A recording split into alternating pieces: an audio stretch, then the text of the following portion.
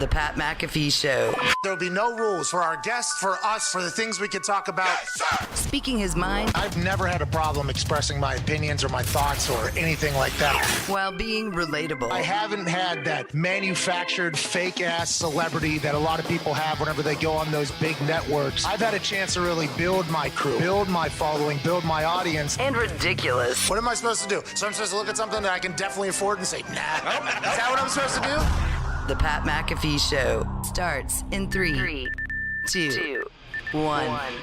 Good afternoon, beautiful people. It is Tuesday, February 16th, 2021, and this sports show begins immediately following this beat drop by Twine. There it is. Here we go. We got a great day.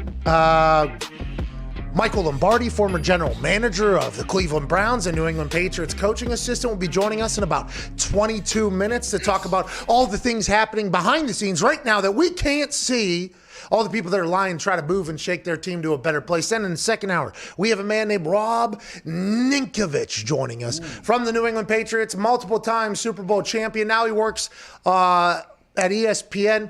He said something the other day about Gronk and Deshaun Watson being down there in Miami.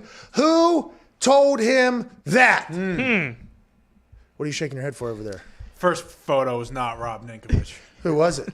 I think it was Matt. Was it Matt Light? It might have been Matt Light. I did not see. Oh, come on. Anyways, Rob Ninkovich does not deserve whatever treatment Foxy and the crew behind the glass just gave to him.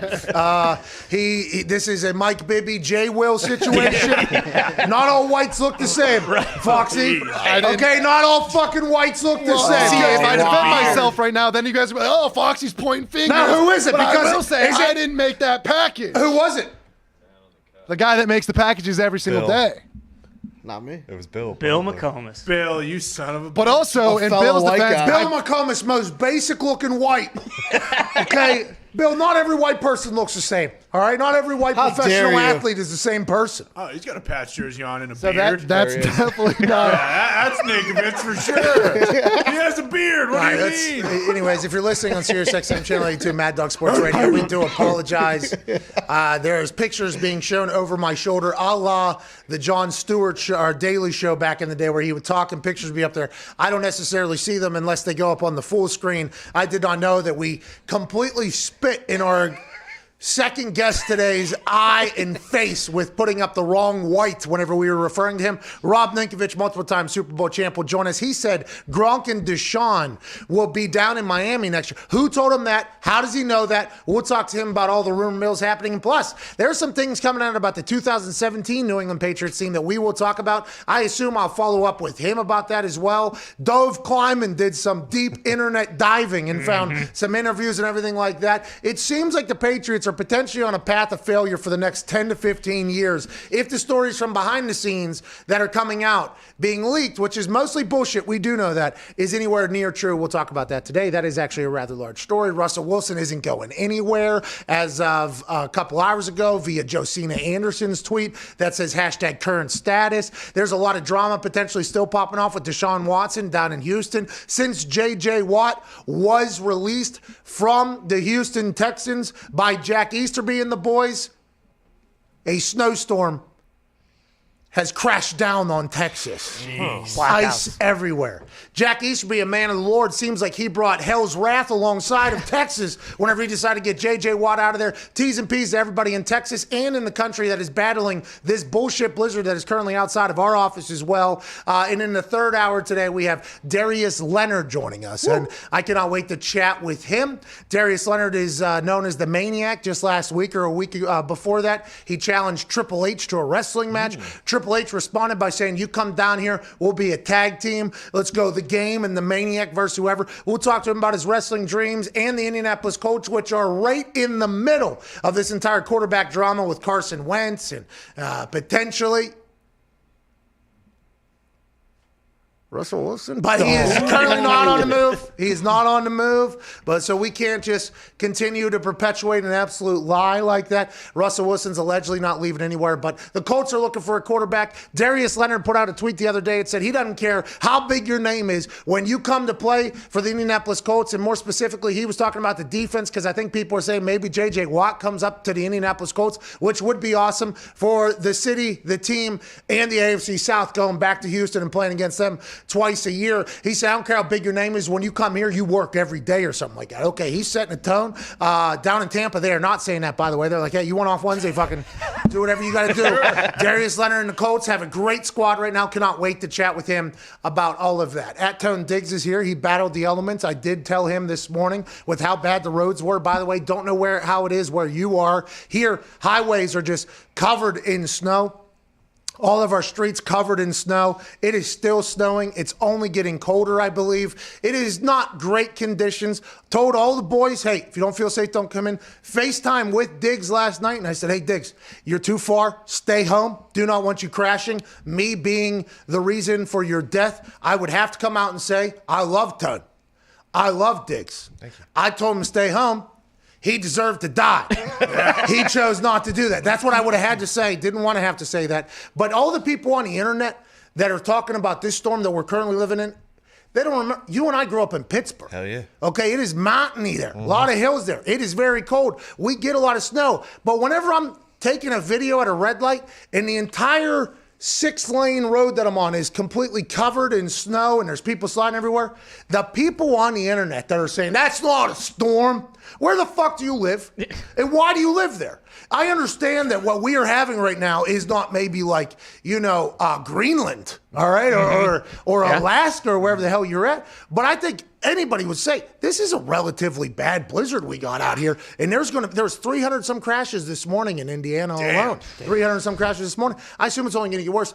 Thanks for your service, COVID Cowboy, and coming down here for the good of the people. Yeah, I mean, we got 10 inches, which is a decent show, or snow. And show, by the way. Yeah. And show. It's gorgeous. But growing up in Pittsburgh, I mean, where you got to put it in neutral going down the hills. You got to get a 40, 50 mile an hour start going up the hills. Yeah. Where it's flat here. Yeah. I ain't missing the show for 10 inches. Maybe if it was 30 inches, we'd talk about it. I respect it. I mean, just bought a truck. Oh, yeah. 20-gallon tank, but it's got 4-wheel drive. Hell yeah. Yeah, a little bit conflicting there. I don't know how that works, but your truck did look good out there with Thank the you. snow Oh, and the tires. Thank you, 22 gallons.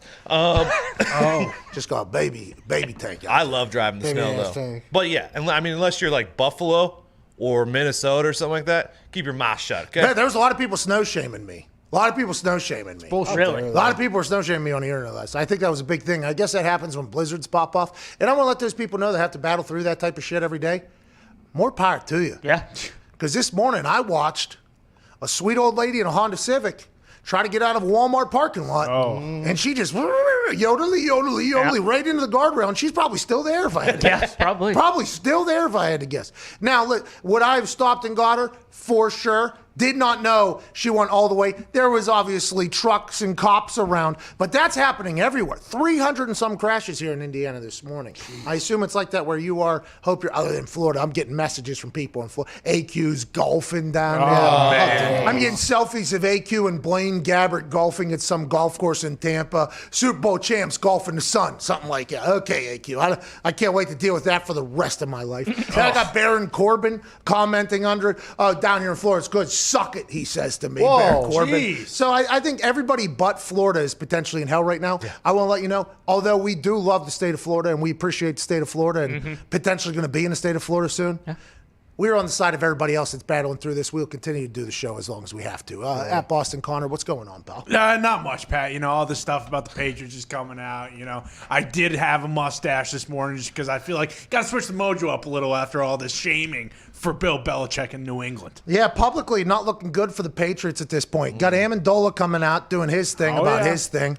You know, some people coming out saying Bill Belichick's still Bill Belichick, though. Let's have a little bit of respect. Thank God. Now the story that's coming out, and let's just get right into it. Dove Kleiman kind of found this whole thing. NFL Dove Kleiman, who, I don't know if it's Dove or Dove, but we appreciate him. We utilize whatever, is that a he or she? I'm not 100% sure. We utilize NFL Dove Kleiman stuff every day. It's a incredible Twitter account if you're an NFL fan.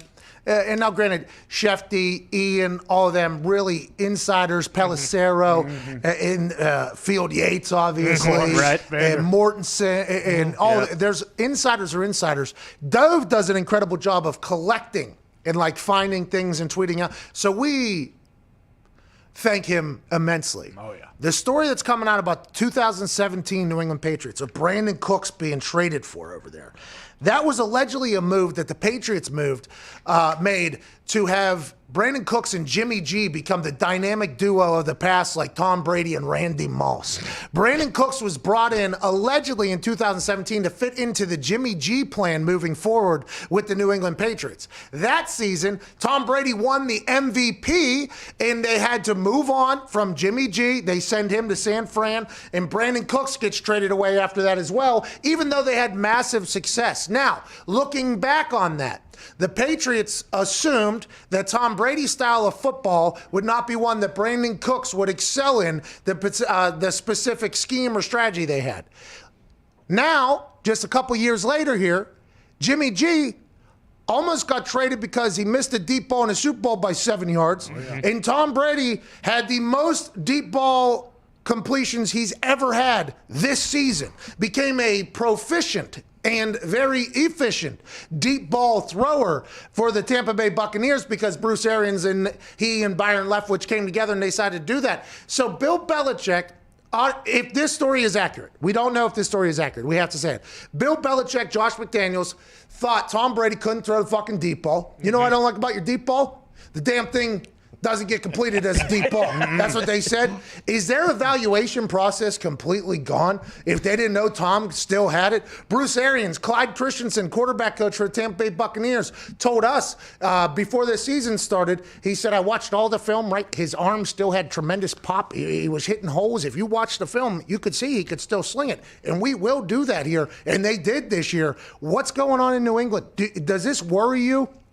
That potentially everything in New England is completely broken going forward if they have no evaluation process, not only for, remember, last year Bill skipped the combine, was that a Division II player's guy? He didn't even get drafted, that guy, I don't think. No. And then the draft choice is not that great up there for a long time. The salary cap is over. Is this just something like, they say some people in some professions, if they're the only, and some people will get this obviously, if they're the only person doing anything for the company, and after a long time of success, they think that that person's creative energy juice has been completely drained from said person, and the product is still suffering from it because that person is still in charge of every decision, even though there is a chance that that person has lost all of the it factor that potentially had this person at the top of the mountain for a long time. I think that can go in one particular business, and then in this particular business, you have to wonder, Bill Belichick, greatest coach of all time,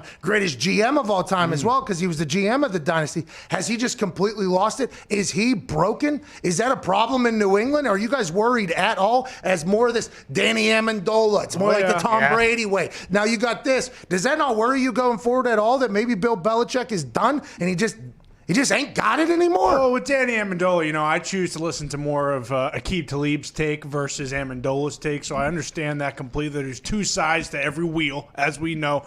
But, because everybody on God's green the wheel earth, just has one side, though. Well, when you think about it, though, you're cutting it in half. There's a top and there's a bottom. Well, so now you're cutting a wheel in half. It's not a wheel anymore. Well, yeah, half a wheel. It's kind of more of like the trapezoid you saw, last night, plowing all the snow.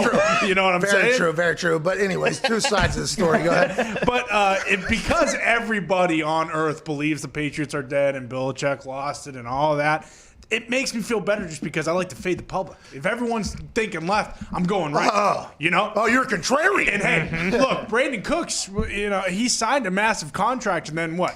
Less than a year later, he's out of that town, too. So perhaps it did start with Cooks in New England, but hey, he got traded from New Orleans as well. What happened there? Yeah, he's been traded a lot, but all of his teammates have come out and say he's not a bad teammate, just hasn't been a good fit. And maybe it's contract-wise, and that's why they don't cut him, because everybody's a little bit worried about that. But I also, in Dove Kleiman's deep diving into the internet, I didn't even see this quote from 2017. Tom Brady was getting interviewed by Jim Gray. Is that his name? Yeah. I know he's a very notable person. and there should not be a room of 6 people in our age that follow sports that have no idea who that guy is. That's the state of the times, though, baby. Hey, sorry, Mr. right. Gray. I apologize. I know you've done great work. Appreciate everything you've done. Thank you, Jim. Thank you, Jim, for what you've done for sport. But this was in 2017, and it is the what is it? The Milken Institute. Milken Institute Global Hell yeah. Conference. I love this. I mean, this is some. This is Farmers some in America. high-level shit, huh? They got this Gray fella. They got Tom Brady getting interviewed. What the hell does the Milken Institute do? Huh? What, are they making the Immunity pills? Are they? It might be. All right. They're not milking. I don't think that is. It's Milken. I believe it's a name. If I It's E in there at the end. the global conference gathered the best minds in the world to tackle some of its most stubborn challenges. Nah, Steve Weatherford's doing that. The Milken Institute ain't doing anything. So Dove Kleiman found this 2017 interview, and if you listen to the thoughts that Cooks was brought in for Jimmy G moving forward, and they wanted to move on from Tom, but then Tom won the MVP in the 2017 season. Then you hear the story about him being called Tommy fucking Foxborough and the lack of respect and everything. And then Mr. Gray here asked him this question at the Milken Institute Global Conference, and this was his answer in 2017. How did the sports, I want to let everybody know, if we were a show when this happened, just because of the pettiness of our nature of our show, we would have certainly covered this, but I don't think this got a lot of traction at the time in 2017. And so when Giselle says feel appreciated, this brings to mind Coach Belichick and Mr. Kraft. Do you feel appreciated by them, and do they have the appropriate gratitude for what you have achieved? I plead the fifth. Whoa! Whoa! So things have been terrible up there for a long, long time. I plead the fifth, knowing people were probably going to hear that, including Bill Belichick. With the question of Giselle is saying these types of things in 2017, I guess the writing was on the wall for a lot of people that this was going to happen. It's amazing that they had any success the last couple of years they were together. Congrats on both getting out of there, Tom getting out of there. If we go back to that video to talk about something, though, as an internet company here, Dove Kleiman just putting his name right on the top corner because he's the one that brought it back. Gangster move. Absolute gangster move. Hey, Dove Kleiman, I want to let you know, we appreciate the hell out of you. I'm not 100% sure how the Milken Institute Global Conference feels about you just tagging that thing, but I want to let you know, keep doing it. We appreciate you. This leads to the potential narrative, though, that the Patriots might be dead forever at this point. Yeah, I mean, when everyone gets treated the same, when not everyone is the same because Brady is, at a different level than everyone else, that obviously grows on you, as it should have. That's the college football thing. All players are equal. Yeah, all players get treated the same, and then whenever you get to the NFL, it's like, hey, this is a 5-star matchup. This one, Bruce Arians actually, this is an actual game. For a game we were playing when he was the interim head coach, when Chuck was battling leukemia in the middle of the season, Bruce Arians, literally not a big talker. He talks a lot of shit and he'll keep it moving, but pregame speeches, night before the meetings, things like that, team meetings on Wednesdays, he's pretty quick. He keeps things very quick. The Wednesday before some game we were playing, the keys to victory were our 5-star players got to beat the shit out of their 5-star players. You role players, just get out of the way. Okay? Then another game later, he was like, hey, this is going to be a role player game, okay? Our 5-stars cancel out their 5-stars. Our role players are going to have to make plays. Just in that statement, by the way, what is he doing immediately? Well, he's separating the team into a reality of what it is. Like, hey, our stars got to play today. And by the way, he's not the one that does that. You know who does that? The contracts that the team negotiated that are publicly broadcasted. So whenever you have a tier already built in, by the way contracts are paid within the locker room, it's going to be very difficult for people to continue to buy in to be treated the exact same no matter where you are on that tier, because the organization has already said, hey, this person is much more important to our entire process than everybody else. Now, you would hope that in a team manner, the high-end players will be your hardest working players, the players that would buy in. The highest paid players would be the guys that are in there first and the last ones out of the building and buy into everything, which, by the way, Tom Brady, by all accounts, is. But whenever people are saying, like, yeah, everybody was treated the exact same there. You could see how that could work for some players, but then at some point, Tom Brady, after befriending Peyton Manning, golfing with Peyton, seeing things that are going on, and Tom's hearing Peyton say things, and Peyton's like, I just one guy I really like, so we brought him back on the team. He was there for, his name's Austin Culley. Like, we brought, or Tom Santee or somebody they liked him, and Tom's like, I have favorite wide receivers too. We cut them all the fucking time. And he starts hearing these things. You could see why he potentially want to get out of there. But with all these narratives coming out that's how it is up there, who's going to want to go up there? Cam Newton went up there. Okay. He was free agent for 86 nights or whatever, paid him $1 million. Matt Stafford did not confirm nor deny. He said anywhere but New England. Everybody's like, that must be because Matt Patricia. I don't think that's because Matt Patricia. I think that's because, much like me, okay, I'm 33 years old right now, could go punt balls if I really wanted to. But if I was to get back in the league, I'm nowhere near Matthew Stafford's level, okay? I mean, wow. At my position, I will say I potentially did a damage at my position. Nowhere near as talented as Matthew Stafford. He's a quarterback, I'm a punter. It's very different. But if I was to go back, there's only certain places where you're like, okay, I would do this. And now Matthew Stafford, going into his 12th year, if he's going to get traded out of Detroit because they've had such a long history of suck up there, now kneecap biting might change that entire thing. But you could see how he'd be like, okay, I want to go to a couple places. Maybe warm too. Like, hey, I'm kind of getting older. Like maybe a little warm would be nice. So everybody was like, he's saying that because of Matt Patricia, but maybe he's saying it because he's like, I do not want to go do the way the Patriot way is. I have talked to Danny Amendola and I, very, very tight. I just don't want to go do that entire, we're miserable, everybody's the same thing, when it's been proven that other ways win as well. And I think that could be the biggest tough thing going forward is, unless you can draft and create, which they have not proved that they can in New England yet as of late. Like, granted, obviously, 199 they drafted Tom Brady. That's a pretty good fucking draft pick. But I'm just saying, as they're going to have to build, I think, this thing from a young team moving forward. You got players that opted out last year. They're going to come back. Hopefully, they play again, and they play well. But it does look like it's a potentially long, hard road for the old New England Patriots moving forward. Well, and especially when Stafford said, like, hey, I want to go to a team and I want to play in big games. I want to go to a team that's ready for a championship. And obviously, we all know New England's, at the moment, not one of those teams. There is a team over there in Green Bay that's potentially in the J.J. Watt sweepstakes, but J.J. has had a dozen teams reach out for him, and the one he's potentially most interested in says Mary Kay Cabot of the Cleveland Plains dealer. Bingo. Has been covering the Browns for a long time. Mary Kay has given us a lot of breaking news over the years for the Cleveland Browns. She said that J.J. Watt is thoroughly interested in the Cleveland Browns. Now, if he goes to Cleveland, the longest rival of the Pittsburgh Steelers, where his brothers are, does J.J. Watt hate his family? And does J.J. Watt hate his home if he doesn't go to the Green Bay Packers? We can say anything about it. And also, thank you for sacrificing your body and driving into work after being told not to come, by the way, Ty. But J.J. Watt, potentially a Packer, pretty cool. This morning, though, a report from Florio says, no, he might be a Cleveland Brown. I mean, I think there's absolutely no way he's going to go sign with the Browns. Hold on, though. I would assume. Hold on, though. Cleveland Browns are going all in. Yeah. Cleveland Browns bring in Odell. They pay Austin Hooper. They pay Kareem Hunt.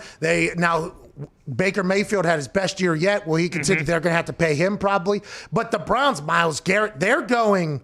The Browns seem to be going all in on a win more than the Packers would be. Maybe that's why J.J. Watt, he's like, if I go to the Packers, they got Aaron Rodgers, who's obviously the guy, and I guess they did pay some money last offseason, but they're not going to go all in like the Browns potentially are. They're a better football team. I mean, you have a better chance. The Browns going to beat the Chiefs next year? Probably not.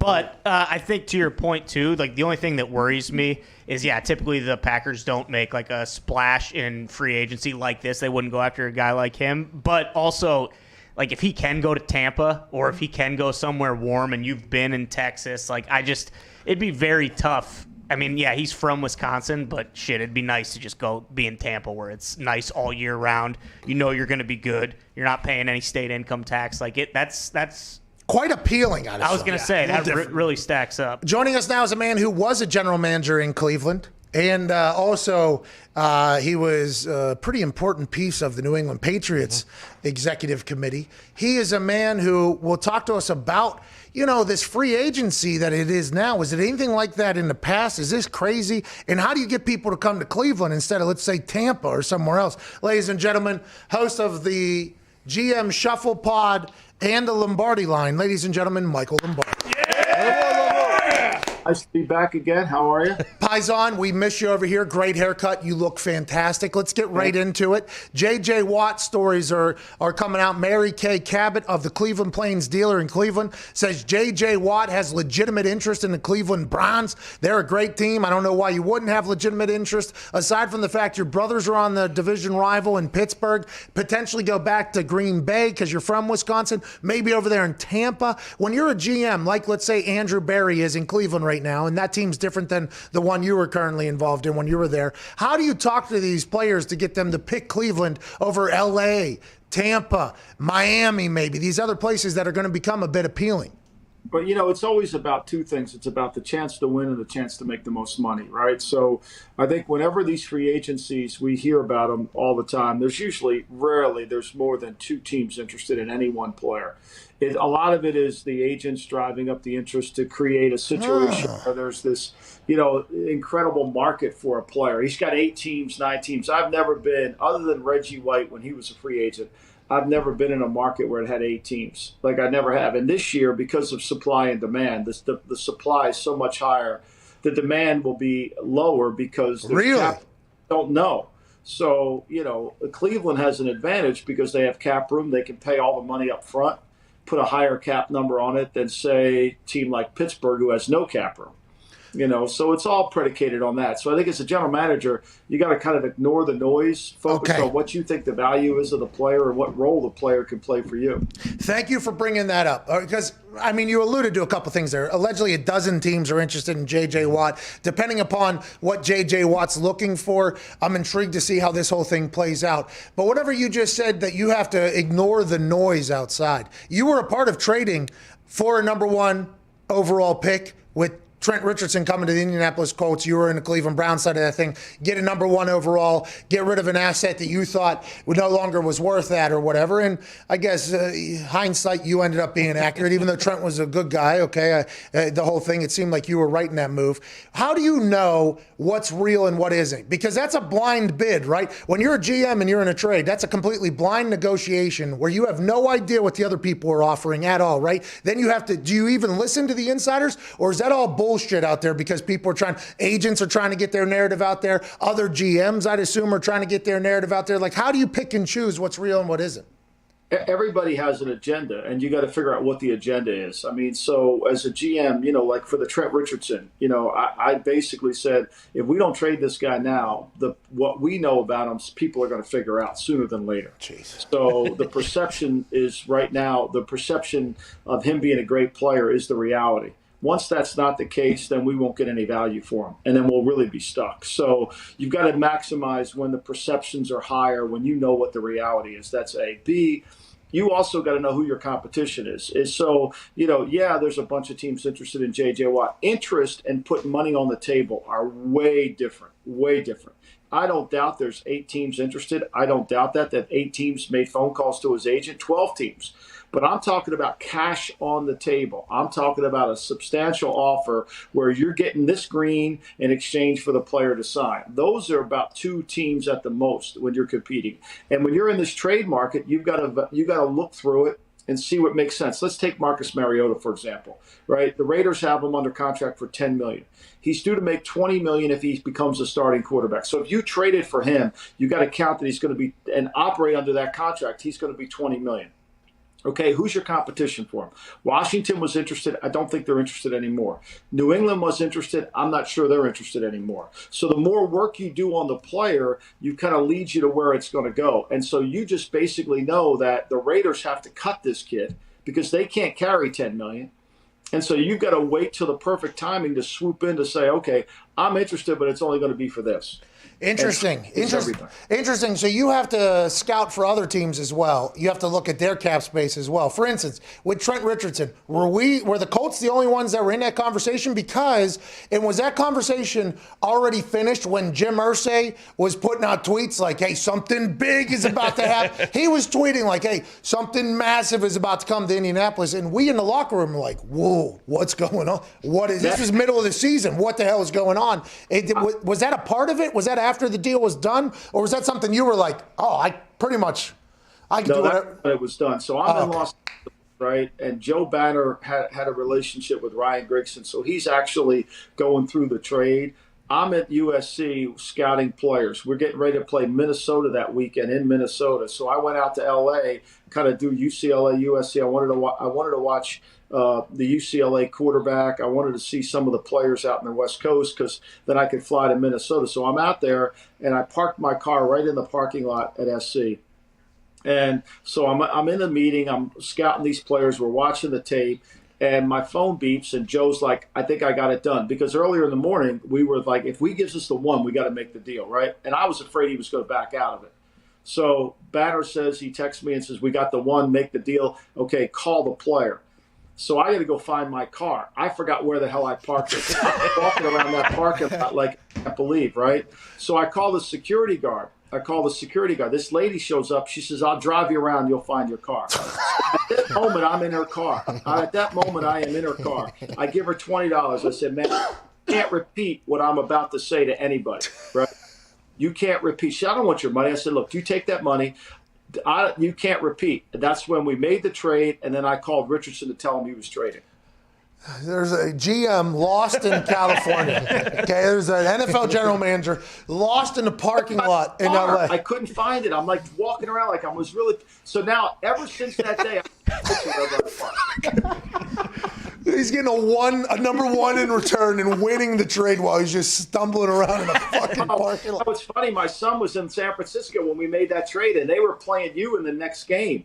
And all the 49er coaches are like going over to my son like, your dad's dumb, man. He just got his ass ripped. Hey, he's stupid. Ahmad Bradshaw ate that game against, and I think Trent scored a touchdown in that game too. It was like scored one touchdown. But I mean, like that was really look, when the strength coach came to me in August and said, No. All right, we're not dumping on Trent Richardson. All right, let's move forward. You made a good trade. You said enough at this point, okay? When you know inside what the perception is different outside, that's when you got to make a move. You made a great move. Let's talk about a perception that isn't great inside, apparently, or outside, and that's Carson Wentz. I know that there's a lot of NFL people that say, hey, he's still got good football left, but coming alongside that is a massive contract, and he's coming out of an organization that seems to be the second biggest fire in the NFL right now somehow, but it would be the number one by far if Jack Easterby didn't pray his ass right into Houston.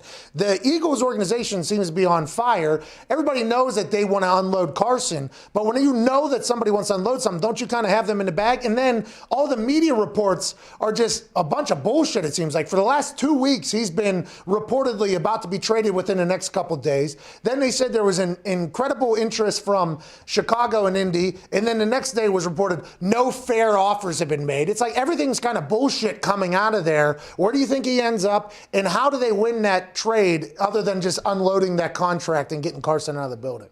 Well, there's a drop dead point, right? You know, when you go to Japan, they don't typically negotiate with you to do contracts until you're probably 2 hours away from leaving for the airport, right? The reason that is because that's really the only time you're serious. When you've got to leave, right? Everything else is just posturing. Long flight, too, by the way. Hey, I've done that flight. You ain't going. So the Eagles are posturing, right? They're posturing, and they know that on the third day of the league year, they got to pay $10 million in a roster bonus, which they will not pay. They're not paying that, okay?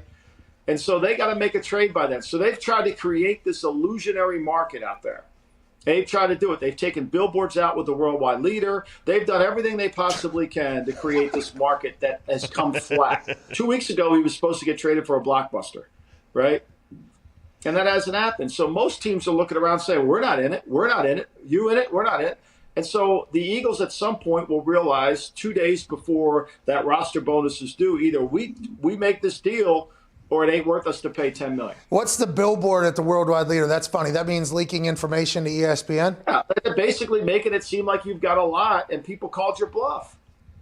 You know? Man.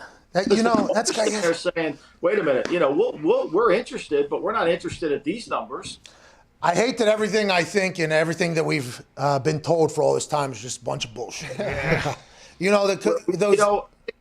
That's where you have to take what you read and then figure out what the motivation is behind it. Why is Russell Wilson upset? Well, yeah, he would like to have a better offensive line, but he's making $12 million less than Patrick Mahomes. Why is Aaron Rodgers upset? Well, he's making $12 million less than Patrick Mahomes. They don't deserve to make less than him. They're just as good, maybe not as good, but it should be in the same. So when you see a story, it may not always be what the story's about. So, oh, man. So everything's a lie. Everything's pretty much a lie, yeah. Yeah. That's a heartbreaker. What about, hey, you got good Raiders. You started there, right? You started Raiders? I started at the 49ers, but I worked at the Raiders for 10 years of my life with Al Davis. Yes, that's like 30 years. Me and the Raiders fan base, a sector of the Raiders fan base is, kind of going at it right now about my positioning on Derek Carr this season. The day after Derek Carr had a Navy SEAL was on the roof of the stadium they're playing on Thursday Night Football against the Los Angeles Chargers. And the Navy SEAL sniper, the same one that I am the captain now on the back of the boat. Yeah. They shot the same sniper shot Derek Carr right in his hip flexor or his groin in the middle of that game. Do you remember that whenever he went off? And Mariota, that game really is what the Raiders are trying to sell Mariota's career on, basically. Okay, hold on, Mike. Hold on. So the day after that game, we talked about, is that the last time we'll see Derek Carr as a Raider? He's hurt. We know the quarterback market the way it is. We know that he and Gruden have not had the success. I would assume that Gruden won it, even though they've had a little bit of one. We did this entire thing. Connor took it the next step. He's like, say goodbye to your starting career, Derek. You're now a journeyman. And I thought, probably coming out of surgery, because I assumed he's going to have surgery, primetime game, division rival, you leave in the middle of the game, Marksberry. I assume he played the next week, so things changed drastically. But now that we're at the end of the season, Derek Carr, is he on the market? Where's he going to end up at? And I heard you're potentially in a beef with Raiders fans as well. It's not our fault. We're just telling you what we're watching. Ain't that right, Mike? Yeah, I mean, look, it is. You can be with a beef. I mean, if you say something bad about a team, you don't like the team. That's not the case. You're just trying to be objective. If you want to hear positive things, then don't tune in. There's a reason why your team hasn't played very well the last 3 years. I think Derek Carr's played really well. I think that Gruden started out not really believing it, and he's gotten them a lot better. But the Raiders' issues are cap and on defense, and they've got some real issues. John, being the general manager, is problematic.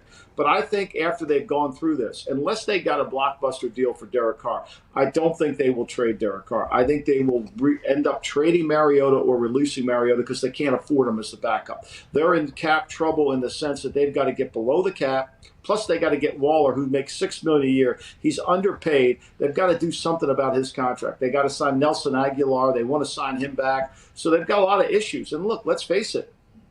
Can they beat the Chiefs? Can they beat the Chiefs? And what about Herbert and the Chargers? Denver's quarterback away from being a really good team if they could ever get the quarterback situation. Now, they've been rumored to be talking to a lot of teams about quarterbacks.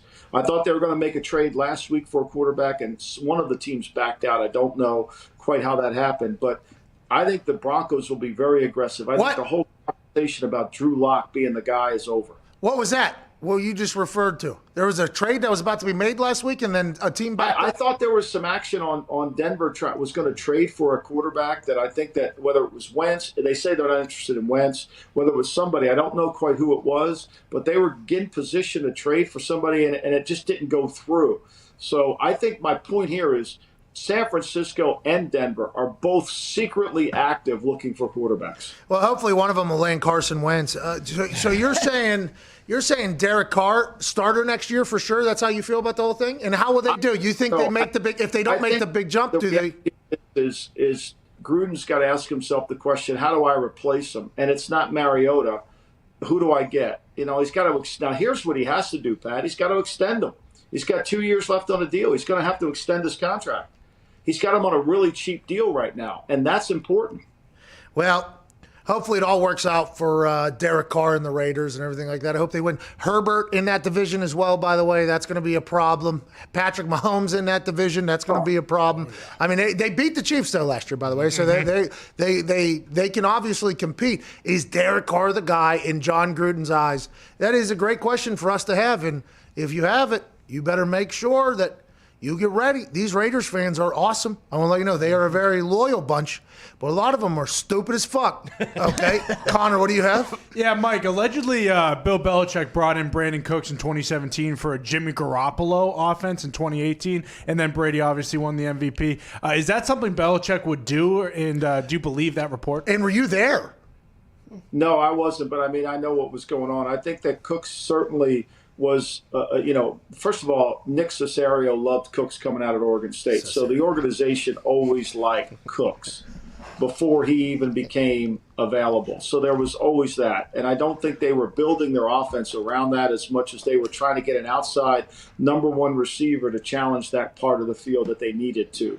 So it gave them the option when they traded the first round pick to the Saints. And clearly there were conversations of what would be different from Brady to Jimmy if we changed. Jimmy's different than Tom. Tom's so good on third down, underneath throws. Jimmy's going to need guys, Jimmy's going to throw vertical down the field. So it needed to be a change of an offense, but it wasn't that dramatic. The reason for Cooks was the organization, especially Nick Cesario, loved Cooks. Okay, so let's talk about that after watching Tom Brady in Tampa for just like this past season.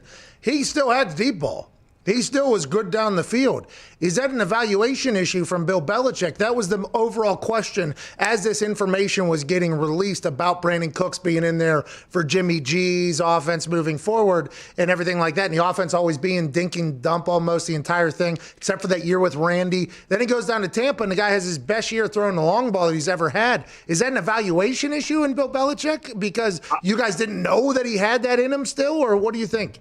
Well, no, I think Cooks had one of his best years in the NFL when he played for the Patriots. I mean, when you go back, I'll look at it right here. When he played for the Patriots in his career, I mean, he played really well for them. I mean, that year for New England, he started 14 games. He averaged 16.6 yards a catch.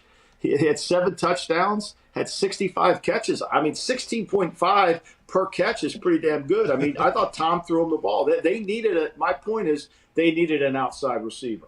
And, and was Tom always precise on throwing the ball outside? Not all the time, but I think when he had a legitimate player on the outside like Cooks, he was much better. There were often times where there were guys that were playing on the outside that were not quite good enough.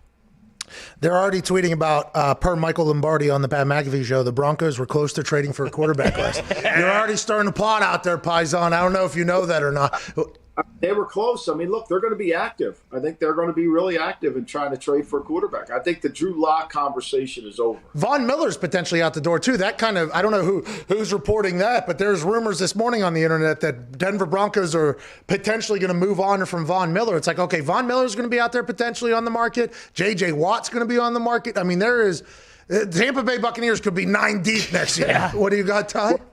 But we still don't know where the cap is.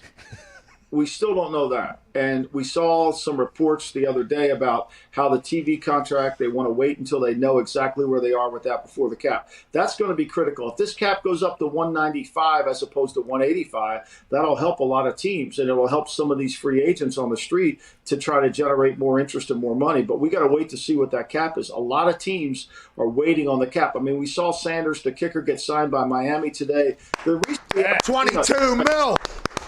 Right? Well, the reason we haven't seen a lot of contracts done is because teams are really uncertain about the cap and where are they going to go and what are they going to be able to spend. So until we get that, it's really you're dealing with blind man poker. It's tough poker to play. Got to check the rabbit cam. What do you got? Michael, I believe you knew Jack Easterby when he was in New England. This guy stinks. Do you think his perception has been sensationalized, or is he really actually an egotistical dickhead like the media makes him out to be? And do you think they can be successful with him basically running the franchise? The Jack that I know, the role that Jack performed for us when I was in from 14 through 16 was tremendous. He did.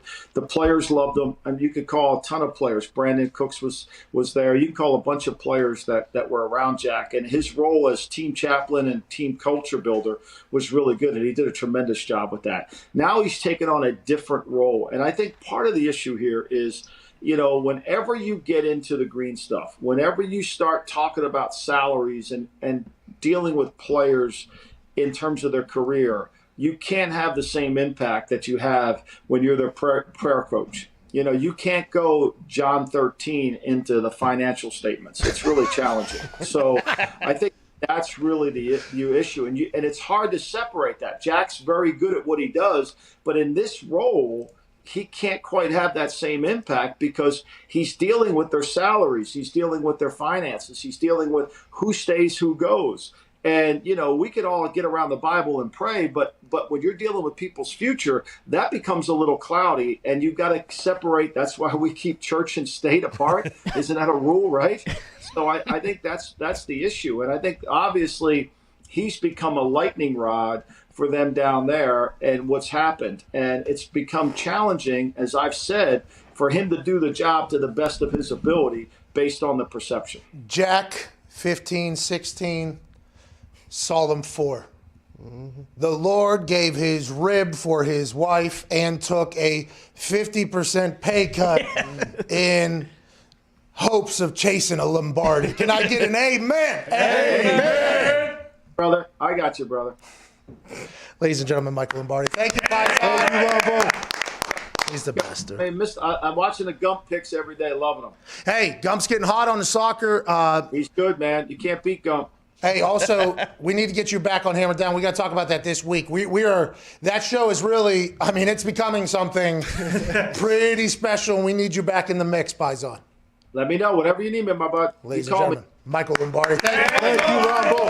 All right, we have to get to a break. There's a lot of things that happened in there. We just stirred the pot with a potential quarterback trade for the Denver Broncos. I guess as soon as he said that, I was like, I didn't know that. What? Yeah, they were in position to. I don't know who the other team was. He does know who the other team is. Yeah. He did not say it, so I can't wait to try to pry that out of him during the break. A lot of other things were said about the Patriots. There's a lot to talk about, plus your phone calls. 1-888-MAD-DOG-6. This is the Pat McAfee Show, Tuesday, February 16th, 2021. Sirius XM, Channel 82, Mad Dog Sports Radio.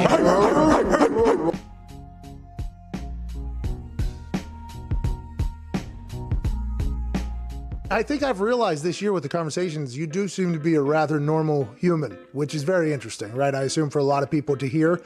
AJ said, no, you're not a normal human. But because all the stories about you before this year, to be honest, a lot of people, the way they believed is you were the smug king almost is what the thing about it. And then getting a chance to chat with you, it's like, well, that's not the case at all. How is that like something you have to focus on? I assume it gets hard whenever you're hanging out with, Scott Stapp is hanging Aaron Rodgers jerseys up in his goddamn office. That has to be pretty weird.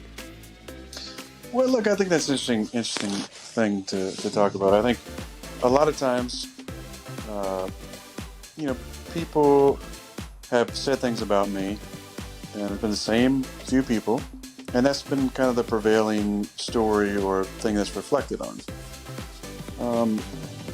I think for me, I talk a lot about the work I did on myself.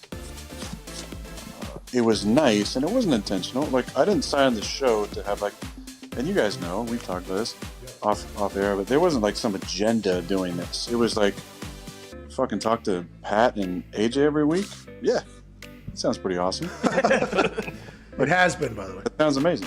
But what it's allowed me to do is, I think, silence all the douchebags out there who were, talking for me and making themselves more relevant by using my name or running with stories that were not really based in any type of fact. And look, I've grown as a person. I've said things and done things that I wish I'd handled a little better. But this was a great, natural, authentic, whatever, whether it was 15 minutes at the stadium or 45 minutes, to just bullshit and have a conversation. If you're a friend of mine, if you know me, I think this is about as normal as interaction you're going to see from me. It's not a lot of BS. You're not going to hear cliches and garbage. I'm going to, shoot from the hip mostly. Tell you as much as I feel comfortable telling. I feel like I've been as honest as I could be. I've told you guys a lot of fun stuff. It's fun for me because then I don't have to maybe rehash it on a Wednesday, or people get to see a different side of you that maybe they didn't even know was there or didn't think was there. And it's been fun for me. I really have. I've appreciated every single week we've done these. And like I said, the best part is there was no agenda. There was no plan. Even us, we didn't know we were going to go 10 minutes or 15 minutes or an hour. We just started fucking talking, right? And then this came out, and it's been a lot of fun. Hey, listen, tonight, you in the red, you in the blue. I hate you both, and fuck you too. Before I leave here, I'm knocking all of you out. Cheers. Oh, let's go. Let's go. Fuck you. Fuck you. Fuck you. Fuck you. You too. Fuck you. Fuck you. Fuck you. Fuck you. Bang. And I'm out. Get me out.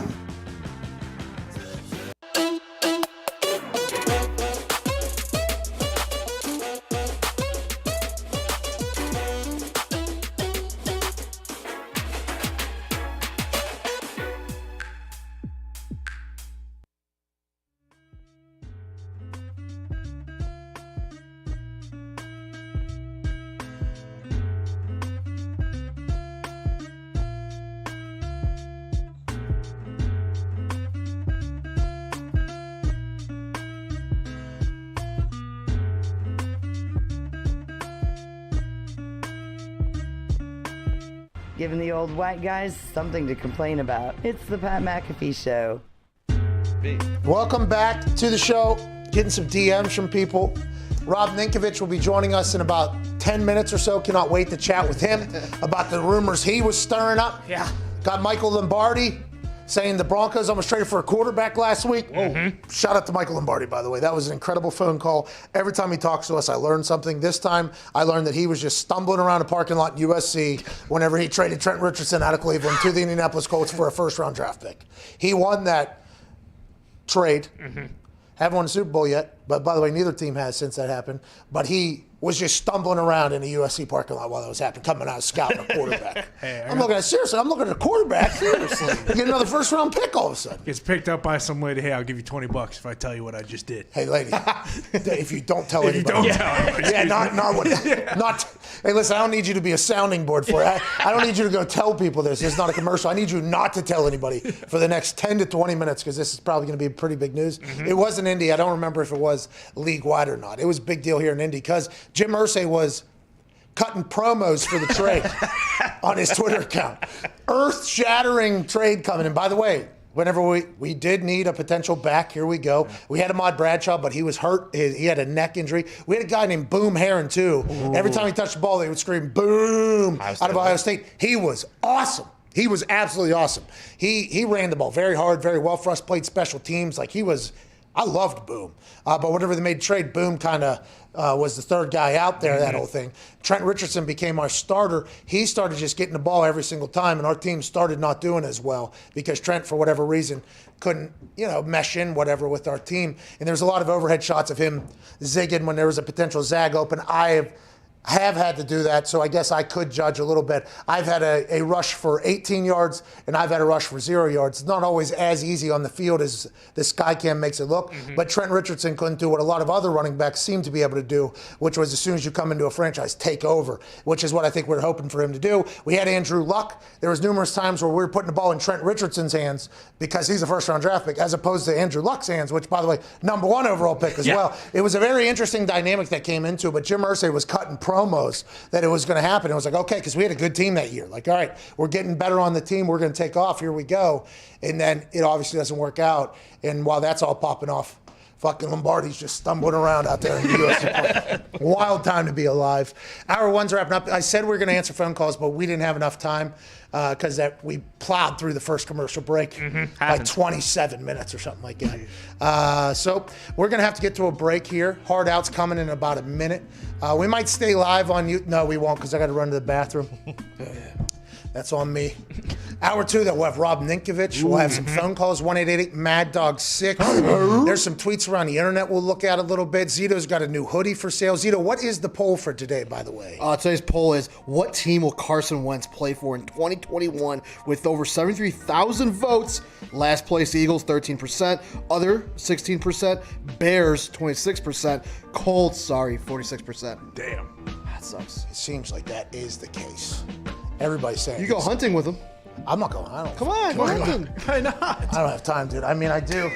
Oh, here we go. I do have a Red Rider here. You know what I mean? For the inevitability of Carson Wentz coming to town and us becoming a skeet shooting show. Yeah. Just to win over old Carson. But a lot of people are saying he's coming. But the Bears are allegedly interested. Yeah. Hey, Zach Ertz and Carson Wentz, a package deal. Who's going to be on the move? Who's not? We'll Is Gronk going to Miami? Former teammate of his, Rob Ninkovich, and now ESPN analyst, will join us on the other side.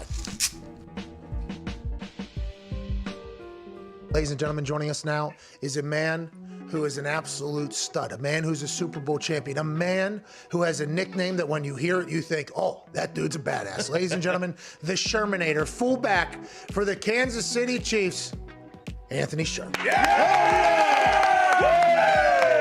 What you chose to do here, Super Bowl week, you're giving away your truck, which looks to be incredibly souped up, to raise money and awareness for the human trafficking. Yeah, I mean, it really wasn't necessarily my idea at first. I had a couple of buddies of mine that decided to figure out a way onto my Twitter account and put this up as a prank, and then kind of gave me two options. It was like, hey, either you can look one way or you can look the other way. So I just decided that, hey, it is only a truck, so it really started with Oreo cookies. Who did this to you? How did this work out? And how are Oreo cookies involved in this entire thing? About maybe a month ago, I took cookies down to Fort Scott, Kansas, and dumped about 12,000 Oreo cookies into Adam LaRoche's Raptor through the sunroof.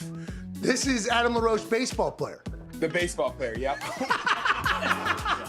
You're saying that LaRoche, in response to the 12,000 Oreos you dumped into his truck via sunroof. Opened each package and then dumped them into the sunroof. And here we are, Super Bowl week. He set up an entire website that is functional right now. I think it's up to $50-some thousand. Wow. Is currently being raised for this. I'm glad you told me that, because he won't tell me. And I came back from practice on Saturday morning with a Colquitt running over and going, hey, Adam wants me to show you this. And it's this whole long video of him telling me what he did. And he goes, well, by the time you see this video, there's probably 30 million people that have seen this tweet. And you don't have many options. I was more caught off guard on how he was able to figure out a way into my Twitter. It's not just Adam, mind you, either. Who else? Matt Light is involved. Former Patriots offensive lineman? Yeah, the guy that I used to grow up watching on television every week from being from North Attleboro. Yeah, that guy that I had never met before in my life. But he decided to get on board with Adam, and he's been on all these radio shows and talking about how great I am. And it's been a prank from day one, but I'm all on board now, and I hope it raises a ton of money, and I'm giving my truck away February 19th. How did they get in there, you think? Did Adam have your password, you think? He knows a lot of people, and he's got some high-up hackers, I believe. Whoa. That hacked into my Twitter account. You think that Adam's high-up friends legitimately hacked into your phone and did this thing? That's what I believe. Now, it could very well fall into Colquitt. Well, speaking of, funny you say that. Joining us right now, ladies and gentlemen, Dustin Colquitt. Yeah! There you go. Buddy!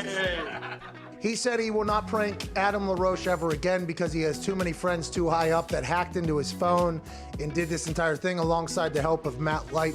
Do you have any more information that you can kind of reveal about this well-executed prank? I think who did the hack, was JNC Firewall, is this company that Adam told me about. So the long snapper, Jay, which is the JNC, James and Colquitt, took over the prank, got into Anthony Sherman's phone on a series of Monday nights when we were hanging out, got the code, kept running it every time they'd be out at practice. We were making sure that we had the correct numbers. He never changed it. It was very consistent, so we got in it. We got into his Twitter account, hit send. At that point, I had already seen that you tweeted something out about it, so I'm like, oh, this is a lost cause. I'm just not just me, by the way.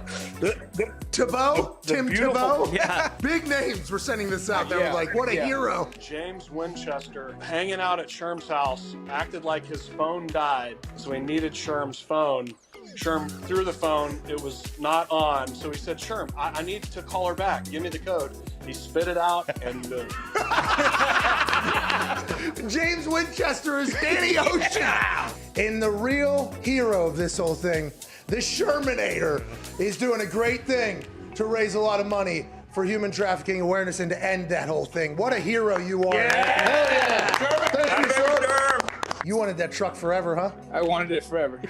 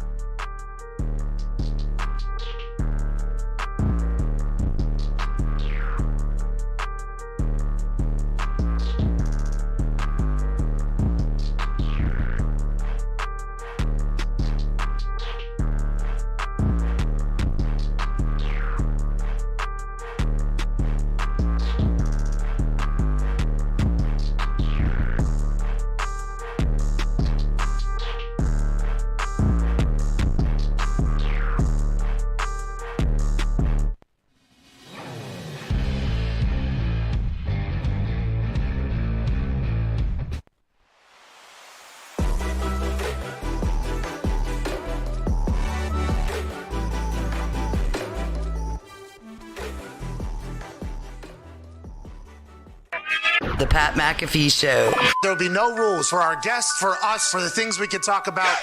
Speaking his mind. I've never had a problem expressing my opinions or my thoughts or anything like that. While being relatable. I haven't had that manufactured fake-ass celebrity that a lot of people have whenever they go on those big networks. I've had a chance to really build my crew, build my following, build my audience. And ridiculous. What am I supposed to do? So I'm supposed to look at something that I can definitely afford and say, nah. Is that what I'm supposed to do?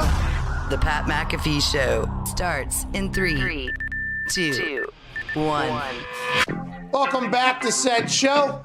It is Tuesday, February 16th, 2021, years after zero. Hour 2 of this sports show will follow this beat drop. There it is. Bars, by the way, show follow. People forget. Joining us now, ladies and gentlemen, 2-time Super Bowl champ, a member of the Patriots All-Decade team. Now you can see him on ESPN, spot not great opinions on a regular basis, ladies and gentlemen, Rob Nickerman. Yeah! How you doing, Rob? Yeah. What's up? I'm doing great. How are you doing? What are you doing? Working out over there? I did that earlier. You know what I'm doing right now? Huh. Sometimes, I like to polish my Lombardi, Get the stuff. Polish it up. I get the stuff here. You dip it because it tarnishes. Yeah. It tarnishes. Over the years. If you didn't know, yeah, they tarnish. Oh, okay. All right. Well, Lorraine Groves will be very thankful. Karen Lombardi will be very thankful for how you treat Lombardis and not that ex-teammate of yours, Tom Brady, who disrespects the Silversmiths. Thank you for shining that thing up. She's very appreciative. You tell her that it is actually hollow and it floats, so you don't have to worry about it sinking. Okay, it's like a Coors Light can. If you threw it in the water, it would float. You know what I'm saying? Yes. But by the way, she's not going to be happy with you comparing the work of her dad, who's a silversmith, to the silver bullets. That is not going to be something you might have found yourself on the wrong side of Karen Silversmith, Karen Lombardi, pal. You might have just threw yourself right into a fire that I don't think you want to be a part of. Okay. Can we all agree here that when you win the Super Bowl, the trophy is a symbolic symbol of the accomplishment of the team? And when you win that, you are so happy that you want to share that joy with every single person. You want everyone to touch it. Similar to the cup. Think about the cup. Oh, Karen Stanley would never say such a thing. That thing fell off a bus and got ran over. So you didn't see people going crazy. It's part of the celebration. It wasn't dropped. It didn't hit the water. It didn't fall. It was not damaged. I would think she would be more upset with someone bunting a baseball with it than just tossing it to a teammate, correct? Hey, let's talk about that real quick, because you guys up there in New England, I mean, you know the ins and outs of the metal that is on the Lombardi at this point because of how many you have. Gronk is so comfortable with it. Edelman's throwing him fastballs, and he's like, yep, we'll get another one. Fuck it, bang. We'll do this thing. Tom's just hucking it off the back of a $2 million yacht. I mean, it is, you Patriots, $3 million yacht, sorry. You guys are so comfortable with these Lombardis. I appreciate that, because everybody else is hunting that thing. That's what they're looking to get into. But her, I don't know if her dad did an incredible job, by the way. It is a beautiful design. What her dad, like an absolute, but I don't know if her dad has passed away or not. It seemed like in the video he has potentially passed away. I'm not 100% sure or not. But somebody should ask him, wouldn't you want your art, your piece of work celebrated and enjoyed? Isn't that the biggest piece of what everything is, especially when you're talking about a trophy that's a celebration, is you would want somebody to enjoy that trophy, to enjoy that. That's the entire essence of a celebration trophy. So that just felt like there was a little bit of a lost narrative in her mind as, the entitlement was kind of spewing out the other side. You know what I mean? There was real no reasoning coming in. It was just a lot of bullshit coming out. And when that starts happening, that's great for the fucking internet. I mean, that is just great news for the internet. There were some people that defended her, Those people shouldn't be on the internet either. There was no defending what happened there, especially when we talk about Tom Brady. But let's move along. But I would say this. Let me just finish this statement by saying that the one photo from behind the toss, and I think it's just midair, I think that's one of the best pics I've seen in a long time. It's just like pure joy on everyone's face, and it was caught. So come on, take it easy. I get it. The trophy's awesome. But anyway, we're having fun. Everyone's having fun. It wasn't broken. We're having fun here. Let's okay? move on. This is fun. That's what the trophy's for, to have fun, by the way. In that photo, greatest photo potentially of the Lombardi ever, that thing's floating through the skies. Everybody's happy. Good call there. You know what I mean? It's this way. It's upside down. Okay. It's all right. So will you please be... Take it easy on that thing. You guys just tossing it around over there. Let's talk about... That's a real one, by the way. I lucked out because the guy was so into it and he wanted one. He's like, if you can get me in with Tiffany's and get me the real one, I'll buy yours. I said, okay, cool. That's why I only have one. I don't have two because I wasn't going to pay the 30 G's or whatever it is. Oh, so the family's probably been paid pretty mightily for this. Well. Isn't that interesting? Still wants it apart. I mean, I understand it's not just about a paycheck. It's about love of the trophy and everything. But I mean, all right, let's move on. Once you have one, it's pretty awesome. You know, after that, it's cool. All right. Okay. All right.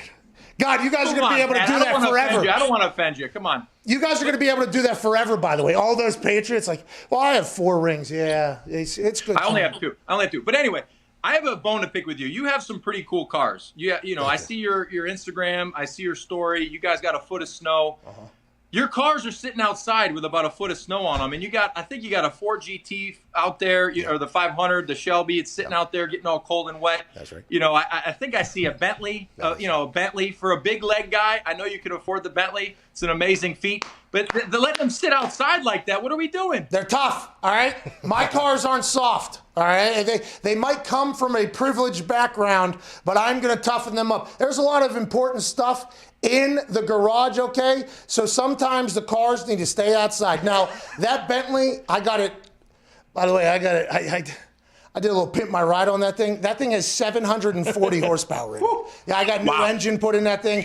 Graham Rahal at Rahal Sports Performance, I believe is what it's called. He's a race car driver. He has like a performance and tuning thing. I got that thing upgraded because I thought it was a little bit boring to drive. You know, came from a little bit of a boring place. I want to go a little bit. 700 some horsepower. The Shelby, 600 and some horsepower. And now they also have grit. You know what I mean? So once you got the ponies under the hood and you have a little bit of grit, you're always going to be great. Also, every spring I have to pay people to come refix the entire vehicle because they get ruined through the winter. The batteries obviously die. Everything else crashes. So it is a mistake, but it is going to continue probably for at least the next 10, 15 years if I had to guess. Okay.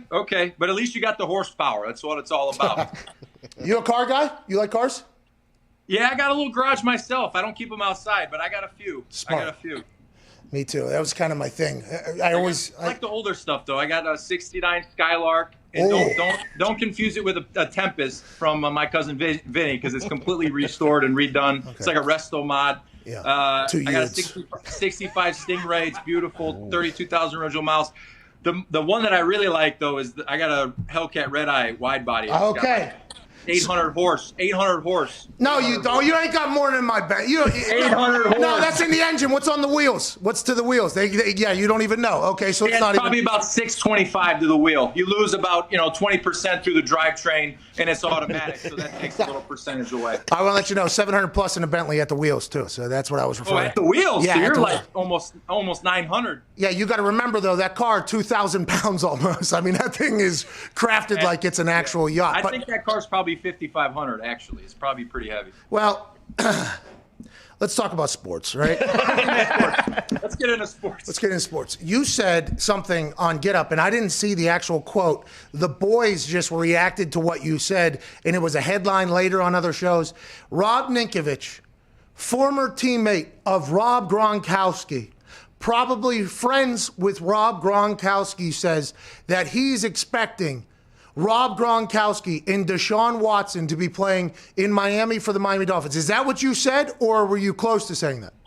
That's what I said, but think about this. Hear me out. Okay, Gronk is in his 10th year. He's never been a free agent. He has never explored free agency. He signed a 6-year deal back when, I don't know, like 2012, something crazy long time ago, right? So think about this. He's never been a free agent. Why not go out there and test? What is his market value? He's a big-time target. He can still make a lot of plays. Just scored 2 touchdowns in the Super Bowl. 2 toddies? So, I'm telling you, I think that he's going to go explore. He's got a beautiful penthouse in the top of some building in Miami. So I think that would be a good fit for him. He's got a great relationship with B-Flow. I mean, that could be a landing spot. if the Bucks don't value him the way that he should be valued, and they say, well, he did state that he wants to play with Tom and only Tom, let's offer him nothing. Let's offer him pennies. If that's the case, he might have a chance to go somewhere. And then on the Watson thing, Miami's got a 3rd overall, I think a 16, and then like a 36 second rounder. So they could give you Tua, they could give you 2 first rounders and a top 2nd round pick. That's a pretty nice combination there. Maybe the next another first round the next year. So they have the actual draft equity to where they can go get Watson. How close are you? How close are you with B-Flow? Pretty close to B-Flow. He's a good man. They're definitely in the market for a quarterback. It was rumored that they were, but in your eyes, they're definitely in the market for a quarterback. And is Russell Wilson, who Josina Anderson tweeted that he's not being traded, hashtag current status. But whenever you see Deshaun Watson, when you see Russell Wilson, and then weeks ago, Aaron Rodgers, but he's come out to say that 2 first rounders, a 3rd basically first rounder, early first, that is very enticing, I would assume, to a lot of teams that are, hey, we need to build this team from within because it seems like nobody from outside is going to come in, a la the Texans, maybe Seattle if Russell gets out of there. That could be something that could be a bit of, kind of allure other people into that thing, don't you think? Yeah, definitely. But you think about Miami, Tua, I like Tua. I think he's got a lot of potential. But for Miami, if they want to win this year, like right now, if you go out and you get a Watson, what does that make your team? That makes you an instant AFC contender, not only for the division. I'm talking about getting to the Super Bowl. So you put him with a defense that's young, up and coming, and they got some key pieces offensively. I think that Miami's going to be a heck of a football team coming up here. So I like Tua. He definitely has potential. But if they want to go, if they put Russell Wilson, or if they put Wilson on that team, I mean, you kidding me? You put Watson on that team, either one of those guys puts them up at the top of the AFC. So we'll see what happens moving forward. I know they're smart and they're going to figure it out. And the Texans, if they were smart, they don't want to come. You don't want to go into this like, hey, I'm a bigger man, you're a bigger man. We're gonna like drag this thing out. If it's not going to work, why drag it out? Did you pray with Jack Easterby? I prayed with Jack. Yes, I prayed with Jack. Are those the best prayers of all time? It seems like he prayed his way up to running an organization over there in Houston. Hey, you know Jack, all right, from your time in New England. I've heard other people in the New England organization say, hey, Jack Easterby was good to us. We like Jack Easterby. We don't know what's going on down in Houston because it seems like it's a complete nightmare down there in Houston. Could you have expected that? And what is your relationship with Jack? And how do you see this ending up for Jack? So I really, really respect Jack. I think that he is a great man. He's got a good heart. I think that he was put into a position that really was kind of just, he went into a new team, was in the similar position that he was in New England. The head coach that brought him in obviously is not there. He gets fired. So then the owner obviously likes Jack. Jack's a great guy. Then they move him up, and I just think that there might be a false sense of understanding of what Jack has done there. I don't know what's happened with Houston. I really don't know, like the ladder and how that whole thing came to be. But all I can speak about is my time with Jack in New England. And when he was in New England, I mean, look, when I was in my last year and I was thinking about moving on to retirement, he was a guy that I would talk to, just kind of if I had any questions or wanted to tell him like, how I was feeling. I felt very comfortable with Jack. So the people that don't know Jack, I think that they're putting something out there that they don't know the man. So all they know is the circumstances of what they see in Houston, and they see the head coach being fired, and they see Jack go into a role that they feel he's not, I guess, qualified to be in. So I don't know what's going to happen moving forward. I know that Caserio, because I was with Caserio a long time, I know that he's a smart man. He's a good GM. It's going to be tough for them to regain the control if they lose their quarterback. And I know there's some great marriage counselors out there, some really good marriage counselors. I can't say that I've had counseling, but we've probably had recommendations for counseling from my wife. But anyway, I'm not going there. But if you get somebody in there, let's try and mend this thing. Let's fix it. Let's try and get back together here. And how do we fix it? Because at this point right now, it doesn't look like it's fixable. But I know Billy O took a lot of heat for trading away Hopkins. He took a lot of heat for trading away their best player. Now, I don't know if that organization trades away a franchise player that's supposed to be there for the next 10 years. I mean, that's tough. That's why Caserio doesn't want to do it. Okay, couple quick things. Is it definitely Caserio or Cesario? Caserio. Okay, Caserio. Yeah, Caserio. Right, that's good news. All right, Paisan, good luck down there. You walked into a fire, it does seem like. With Jack Easterby, did he do the 1 fish, 2 fish, red fish, blue fish bit with you? I don't remember that. How about the Crip Walk? The only dancing was Robert Kraft. He was doing all the dancing. So you're saying Jack Easterby, good guy. We've seen, listen, we don't know Jack Easterby. Okay, I feel like I'm a pretty big Jack Easterby guy. I know Jack Easterby. He's a great man to me. He was a good man to me, and I have respect for him. People that are saying they don't respect him or they don't like him don't even know him. It's like me saying I don't like somebody I've never met before. It just doesn't make sense. It's like, I mean, who's somebody I don't know. Who's somebody that I just feel like Peyton Manning. No, like you've met like him. Big deal. Freaking Baker Mayfield. I'd love to give him a sack. I'd love to just Yeah. I'd love to dig into him, but I don't know him. He might be awesome. We might be, snapping cold ones back together. But Couple tall You never know. You never know. But I'm saying, like, it goes off of what public persona is, and it pushes the narrative to which side you want to be on. Jack needs to get out there and stop this one. It seems like this one, he needs to potentially get out in front of this, release some more footage of him giving different services, because as those bangers continue to come into light on the internet, I think he's winning over more and more people. We're big Jack Easterby guys over here. Let's talk about narratives, though, because, the team that you're shining Lombardi's alongside and everything.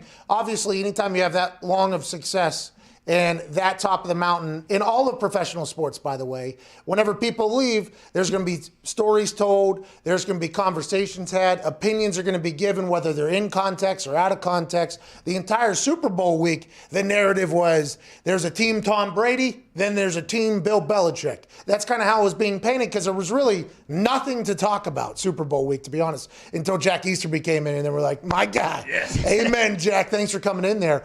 But the Tom Brady or Patriot way, you're on the defensive side of the ball. Aqib Talib, a bunch of people that play defense, Darius Butler. Everybody was like, hey, this is what Bill Belichick meant to us. Not saying anything against Tom, but that Tom Brady, Bill Belichick thing is going to be forever. In your eyes, how did it last as long as it did? Because those are two superior individuals to be able to work together the way they did for that long. And coming out of it, your thoughts on, like, if it wasn't for this, we wouldn't have this. And if it wasn't for this guy, we wouldn't have this, if that makes sense. Yeah, well, I mean, that has been the question that I have to answer repeatedly. And honestly, being there for the time that I was there, we wouldn't have won as many football games without Bill and the way that he prepares and the way that he goes about his business with building a roster, getting people to see, like, this is another thing too.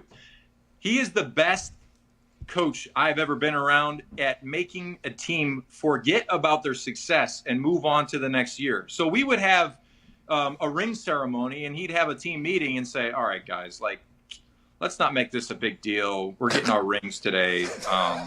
Like, let's not make this bigger than it really is, and you're sitting there, you're like, I'm getting crazy, like, I'm going to have a great time. But that's the way he was, and that's the way he is. He's always about moving forward into another year, and what do I need to do to get better? What do you need to do to get better? And where's this team moving? And Tom, on the flip side of that, was able to be the perfect example of how you go about your business every single day. You get up early, you're in the building early, you do your work. And when you have Tom, the consistency that he had year in and year out, and the durability, because look, I mean, durability, I'll take durability over ability any day. If you're super athletic and you can do everything and you can have a 42-inch vertical, but you play 5 games or 10 games, I can't count on you to be there. I want a guy that's going to be there. And Tom was the consistent guy that was there. So when you're a young guy coming in, well, that's Tom Brady. Look, okay, every single day he's in early. Every single day he's working his tail off. He was the example. And I think Vrabel said it best, they asked him about the Patriot Way, and he was like, "Isn't that the address? Like, isn't that One Patriot Way or something?" Like, he's like, when did that come up? Because Bill's never said this is the Patriot Way. That was like a media thing. Yeah, listen, I understand that you guys from within there are like, I don't even know what that means, but everybody outside is like, oh, the Patriot Way is, situational football better than everybody else. You're prepared for everything. You're okay. What's that? If that is Tom and Bill and those two guys together were able to create 20 years of amazing success, and they were able to 11 years of division championship. Just think about 11 years of hats and t-shirts. You get your hat and t-shirt, you throw it in the back of your truck, you give it to your old man, you say, "Here, Pop, here's another hat, it doesn't fit me right." It's the mentality that was there. Good time. You guys, what a life you guys had in the. You know what I'd say that the difference, and then now the difference is you don't have that guy. And look, when you go to negotiate your contract, and you're like, "Hey, I'm up next year. This is what guys are making in my position." They'd look at you and be like, "Yeah, well, Tom, he's the best of all time, and where's he at in rank? Oh, like 15th." So if you want to be here and you want to win, I'd suggest that you do what you got to do to, number one, provide, which, I was able to do when I was here in New England. But winning, I think winning is the number one thing. Because I could have went off at some point in my career, and I could have tested free agency and went to Cincinnati or something and played a couple of years and got cut because a new coaching staff came in. But I wanted to be somewhere and have some legitimate like statistics behind my name, not just because there's a lot of guys that make money. All right. A lot of people make money. Did you ever say back like Tom Brady married a lady that's making $150 million a year too? Did that ever come back in negotiation? And them saying that Tom. Not much. She don't make that much. Oh, hey, tabloid Nink, you want to dive in? You want to dive in there? But they did acknowledge that Tom Brady's the best of all time, like in those conversations. That's interesting because it sounds like whenever you hear the narratives and the stories, Tom almost. Now, I've never talked to Tom ever in my life, so this would be very interesting. This is listening to the Howard Stern and then the articles that got leaked from people and everything like that. It's almost like Tom and his family felt as if they didn't appreciate how good he was or what he was. You never got that feeling up there whenever you said in negotiations, they would say, "Hey, he's the best of all time. He's getting paid 15." They acknowledged that, at least that he was the best of all time in your eyes. And is that something that was real? Could you feel that in the building at all? Look, they're not going to give you a hug and every time you throw a touchdown pass and tell you how much tell you how great you are. But I would say this, when you're in New England, it doesn't matter if you're Tom, myself, another player on the team. If you're doing what you're supposed to do and you're playing at a high level, that's what you're supposed to do. So at times you might feel like, okay, like this is a grind. Of course it is.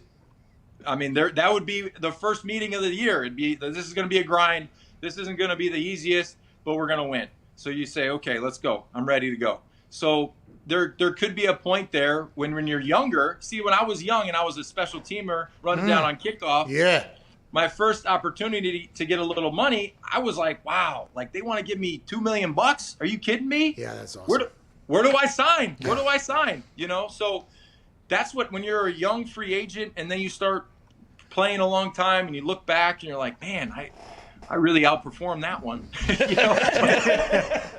It's all about being overpaid in the front and underpaid in the end. If you can always do that, you'll have a job in the NFL. If it's the other way around, you're looking for a job.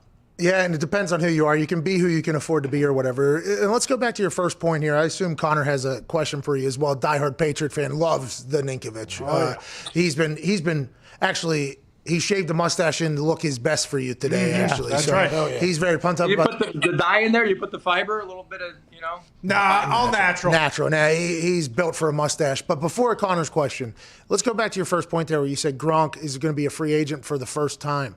That is wild to think about because to your point there where he said, I only want to play for Tom.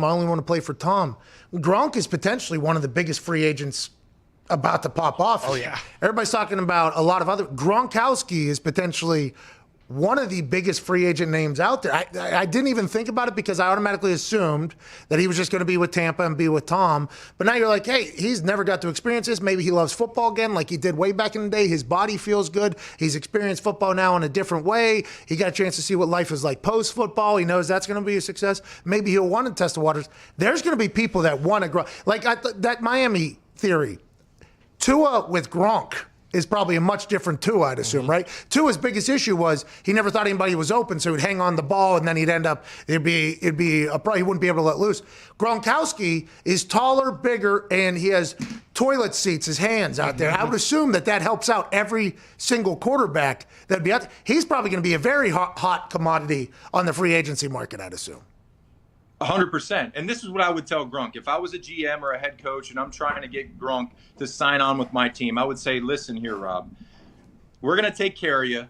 Wednesdays, Thursdays, you can stay inside, you can lift, you can enjoy yourself, go in the hot tub, do whatever you want. Fridays, you come out, we're going to work red zone. Because from the 20-yard in, that's go-to Rob Gronkowski time. We're going to use you as a red zone threat guy because nobody can cover him in that space. When he runs those sevens and the seam routes right there in that intermediate 15 to 20-yard range, there's nobody that can cover him.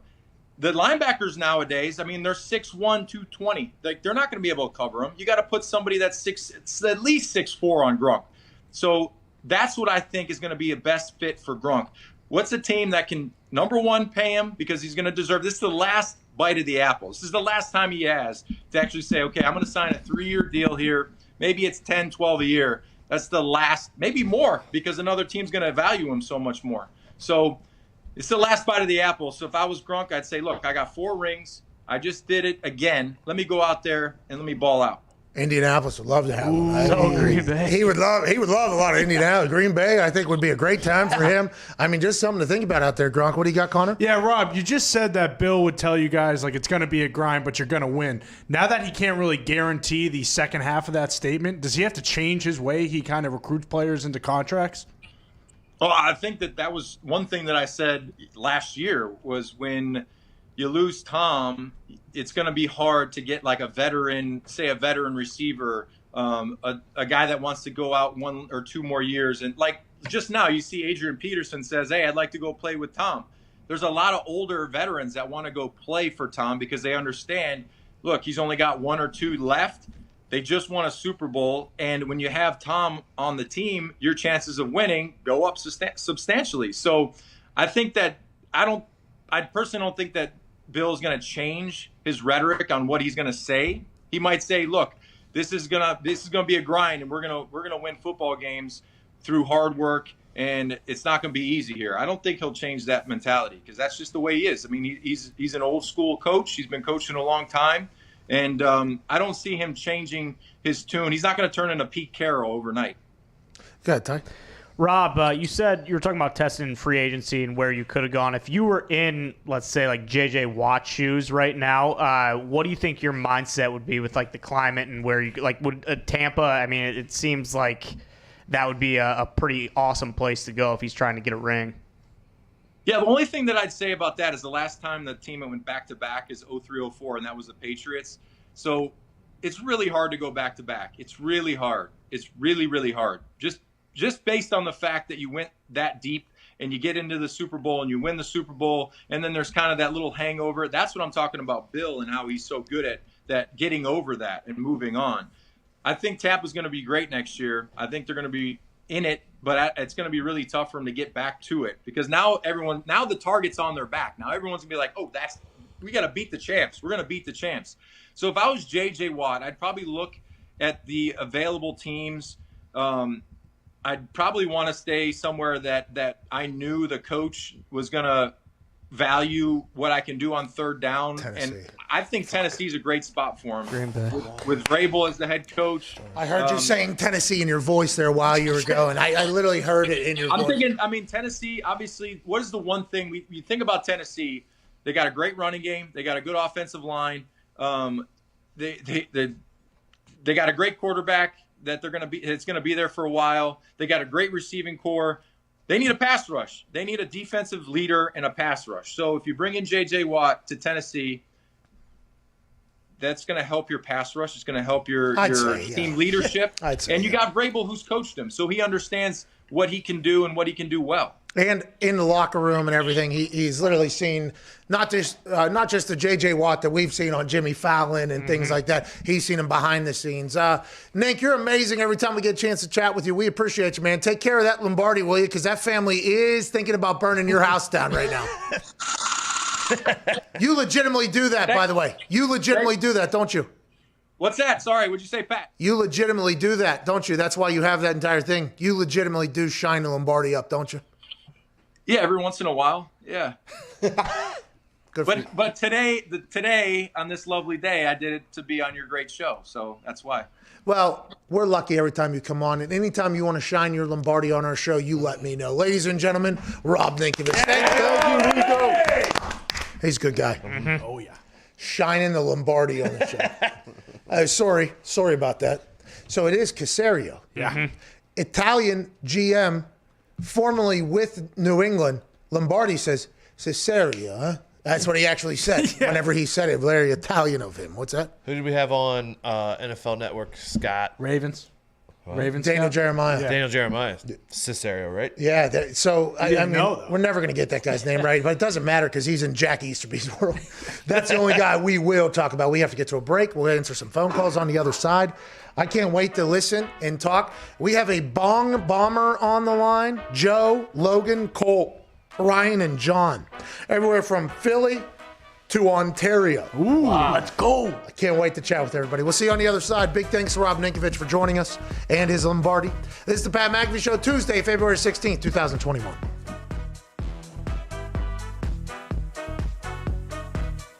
Let me tell you a little story about these statistics. Troy Polamalu, okay? Fucking Troy Polamalu. So we had a fake for the Pittsburgh Steelers that was a 100%er. We didn't even have a cancel the goddamn play because it was a 100%er. If we ever end up in this situation, inside the 7-yard line on the left hash, it is a 100%er that the C gap will be wide open and we will just part the C to the left. It'll be a touchdown. 100%er. We're playing in Pittsburgh, the city I grew up in. I grew up in Pittsburgh. I won the punt, pass, and kick national championship, AJ. National championship, AJ. Congrats. AJ, did you ever win the national championship, punt, pass, and kick? I think I got 3rd or 4th out of 4 at the Nationals. I'm proud of you, man. Anyways, so we're there in that stadium, okay? A lot of McAfee's in there. A lot of McAfee's in Pittsburgh. I'm going to score my first fucking touchdown, night game, Sunday Night Football, I believe it was, right here, touchdown. We get into that situation, and I'm like, holy fuck, this is really going to happen. We're like on the 6 on the left hash. It's 4th and goal now. Field goal team's jogging on. I'm like, well, fuck, it's about to, I'm ready. I am ready for this to happen. So I get out there. I get down. Vinny's like happy for me. Vinny's like very excited. He's like, let's fucking go. Like Vinny's excited for me at this moment. I'm like, here we go. So I make the call. I forget what it was. So I start saying it, right? And everybody's looking at me like, okay, bright eyes. Here we go. Let's get after it. Offensive linemen are dead ass tired. They do not want to be in the middle of a field goal anyways. So they're just like, all right, I don't give a fuck if you die here, but this should work. Let's get some points. And all of a sudden, I go through my cadence, I call it, I get down, and Troy Polamalu's fucking ass goes ahead for however long his career was at this point. I think it was like 9 years or 8 years at this point. Not a once has he ever gone to this side of the field over here to the left and stood right in the C gap. Never. He lined up exactly where he had lined in film 100% of the time. And then as soon as I got to like the second cadence right before set, he just bounced his little ass right over to the C gap. And I like stopped everything I was doing and I literally just looked at him. And I gave him like what the fuck are you doing, man? Like, why are you there right now? And then I stood up and said, we are kicking it. We have to kick it. We are kicking this. And then I get down, and Vinatieri kicks it, and I jog off the field, and Chuck Pagano comes running up next to me. He's like, hey, good job. What you see? I said, what did I see? Polamalu just fucking went right into the goddamn C gap. What did I see? What did I see? And he goes, okay, sounds good. Good call then. Good call then. And then Vinatieri's like, hey, way to go, buddy. I'm like, way to go? Are we not going to talk about how big of a fucking asshole Troy Polamalu is for what just happened right there? So that's I saw the angel of death waiting for me in the C gap. It's unbelievable. What, you thought I was going to run him over? No way. He's probably going to strip me and score a touchdown the other fucking. That's Palamalu, bro. That ain't just your backyard football with your son. These are professional fucking athletes. He'd probably jump over the lineman, pick me up, and run me into the other fucking end zone if he wanted to. That's what he would have done. The hard-hitting safety of his generation, too. Ed Reed, great cover safety. I don't know that you would have feared him, but Ed Reed, I would have feared Ed Reed. Yeah, if I saw Ed Reed in that C gap, absolutely. E.D. Reed, boy, the best safety you ever seen, boy. I ain't doing shit to Ed Reed. No, Ed Reed would have made the tackle. I'm saying that Polamalu would have shaved years off your life. Oh, my God. Dance with me.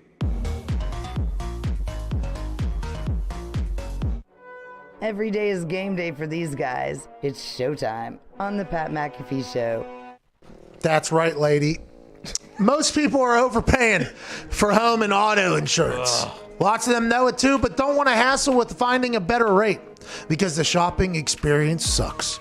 You have to go to multiple websites or make lots of calls and fill out form after questionnaire after form. After all that, you were stuck trying to play detective to figure out which company to go with or what coverage is closest to what you have now.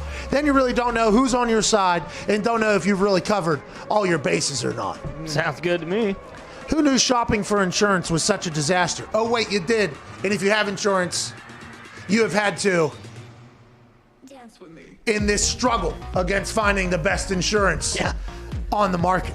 In case you need a refresher, here's why Gabi is freaking amazing. That's Gaby. They're awesome and they solve the problem. Gabi takes the pain out of shopping for insurance by giving you an apples-to-apples comparison of your current coverage with 40 of the top insurance providers like Progressive, Nationwide, and Travelers, and others. Obviously, there's 37 other ones. Just link your current insurance account. In a few minutes, you'll be able to see quotes for the exact same coverage you currently have. 7 out of 10 people that get a quote see savings, and for the people that buy, they are saving over $961 a year on average. My God. Wow. They'll never sell your info, so no annoying spam calls or emails. By the way, we've all had to start unsubscribing from emails we've already unsubscribed from before. Once again, yep. What's that all about? New year, they get you. Uh-huh. You know why you end up with those emails, by the way, is because companies that get your shit, they sell it to people so that they can spam you. Gabi Insurance isn't doing that. Gabi customers save $961 per year on average. It's totally free to check your rate, and there's no obligation. Take just a few minutes to see how much you can save on your car or homeowner's insurance. Go to gabi.com/PATM. That's gabi.com/PatMac. Nope, Pat M. Dance with me. We're done with that one. I'm going to do that tonight. I did it whenever was it last week or 2 weeks ago? Mm-hmm. Because insurance is just like an annual subtraction out of my bank account for sure that I know nothing about. Yeah. You know what I mean? Like I literally know nothing about. I almost needed my insurance last night, by the way. Why is that? Speaking of Gabi Insurance, I went up to my brother's house. Mm-hmm. He lives on the same street as me, and his fiance was doing my hair, cutting my hair. So I went to his house. Good haircut. Jay lives with, thank you, it is actually. Shout out to her. Yeah, shout out to her. Yeah. Good cut. Yeah, I don't think that's a compliment to me, right? It's more of a compliment to the person. Well, good hair to cut. I mean, you can never. It means you have good hair, too. Well, thanks for spinning that narrative that I should be taking credit for what she did, but I do appreciate that. Jay's house, okay, he has a pit bull. Everybody has seen this pit bull. It's the largest pit bull you will see in real life. On the internet, there are bigger ones, but if you ever see Jay's pit bull, it's the biggest. It is Thai on all fours, okay? It is a full-grown, like, fucking safari animal. 230 pounds. Nicest dog of all time, though. Okay, Roland's a good boy. All right, he's big. He has a very long tail that moves chairs and shit when you go in there, but he is a very good boy. And then there's another animal in this house named Oliver. Okay, Oliver is a jungle cat. Okay, Oliver. I have 4 cats in my house. One of them has 3 legs. Okay, I have a cat that was found in the parking lot of a drive-through for a fast food restaurant that had been living there for a year. I have savages as cats in my house. Okay, these cats could be the killers that you see on planet Earth. The cats that are in my house. All of them are nice. You come by the house. If they don't like you, they'll hide. They'll come out. You can pet them. I've completely changed my mind on cats because I grew up as a dog guy because of the 4 cats that I have that are savages found out. The one 3-legged cat got hit by a car, was living underneath a deck. Humans couldn't get her out of there because she hated humans. She survived for months all by herself. Scootsy, she has 3 legs. She's absolute savage. She'll come up. I pet her. How you doing? Purr, lay on me, the whole thing. My wife and I, great, 4 of them. The narrative, the cats want to kill you and they'll try to prey on you while you're sleeping and everything like that. I have 4 of them. No, not at all. I go to Jay's house. You got the planet Earth pit bull, okay, that's roaming around, all right? And then there's this fucking cat named Oliver. This thing is the most vicious animal I have ever encountered. It is unbelievable. He stalked me for 45 minutes. This thing was sitting on a countertop that was right next to where I was getting my hair, and just standing there and then doing like a nose reach to smell me, and then would go over to the boots I wore, smell my boots, and then come back from another angle on another table and stare me down eye to eye while I'm getting my hair cut, then lay down and just stare at me, okay? Then it came over, it started rubbing like close to my legs. Jay comes over, he's like, whoa, whoa, whoa, whoa, whoa, like, get away. I'm like, Jay, you don't even want this thing to walk near me? That's how, you never know, you never know. And then the Roland comes over and sits in front of me, starts like the planet Earth pit bull that he has, defending me from this cat, basically, to keep the cat away from me. Thank you, Roland. 45 minutes, me and this cat, just kind of staring at each other. He's kind of eyeballing me. Jay's like playing with him to get him the hell away from everything. We end without a single attack, okay? Roland's tail might have broke a chair. That's on Jay, that's not on me. Sure. As I'm leaving, okay, all I hear is, no, from Jay's fiance. It's this savage cat sprinting down his hallway, turning the corner to me at the front, on wooden floor, by the way, sliding, turning the corner. I turn around, I'm at the front thing. All I do is see it sliding. This son of a bitch comes, just like that American lion for the hiker down there. Hey, like this. And I go, right? This thing gets me 6 times in my calf. Look at this. Zoom in on this, Foxy, will you please? Will you zoom on this? Oh, Look at these, God. Just pierced down the back of my calf. Okay? What? Jesus. Bang, bang, pow, poom, poom. My entire right foot has a claw right down the middle of it, basically. And this was in a half a second interaction with this thing. It somehow took its thing right down my calf, bang, right to the kicking foot. You're not going back to the league. And then runs away, I leave. That's the operation that Jay's running at his house right now. Jay's risking his life every time he fucking goes home. That cat will eat you, Jay. That cat will eat you alive if it had a chance. He's nice to us. I don't know how to That is explain not true. I was told last night, very specifically from Jay's fiance, he'll attack Jay too. He'll bite Jay. He will bite Jay. What? I think if we would have got him declawed when he was a kitten. No, you can't get him declawed. I know, exactly, because you're a horrible human being if you do. But if we would have, I think it would be more playful than it would be death attack. People always talk about, if you go back in time, what would you do? Obviously, you kill baby Hitler. Right? Of course. That is definitely a move. And then you ask people if they could do something and they have personal vendettas and there's somebody very terrible. They're like, wish we could go back and this person never be created. I think the only way we save this cat is that it was never created. This cat was supposed to be a wild cat. This cat was supposed to be out on the farms taking down coyotes, I think. That's what the thing is. It's not supposed to be a house cat, your cat. He was found in a box on the side of the road from one of Kristen's clients, and that's how we ended up getting him. So, yeah. Wow. I don't know. It's a deadly boss. He probably would be running a gang on the east side or something. For sure. Bro, he is awesome, though. I mean, you should have seen him sliding around that corner.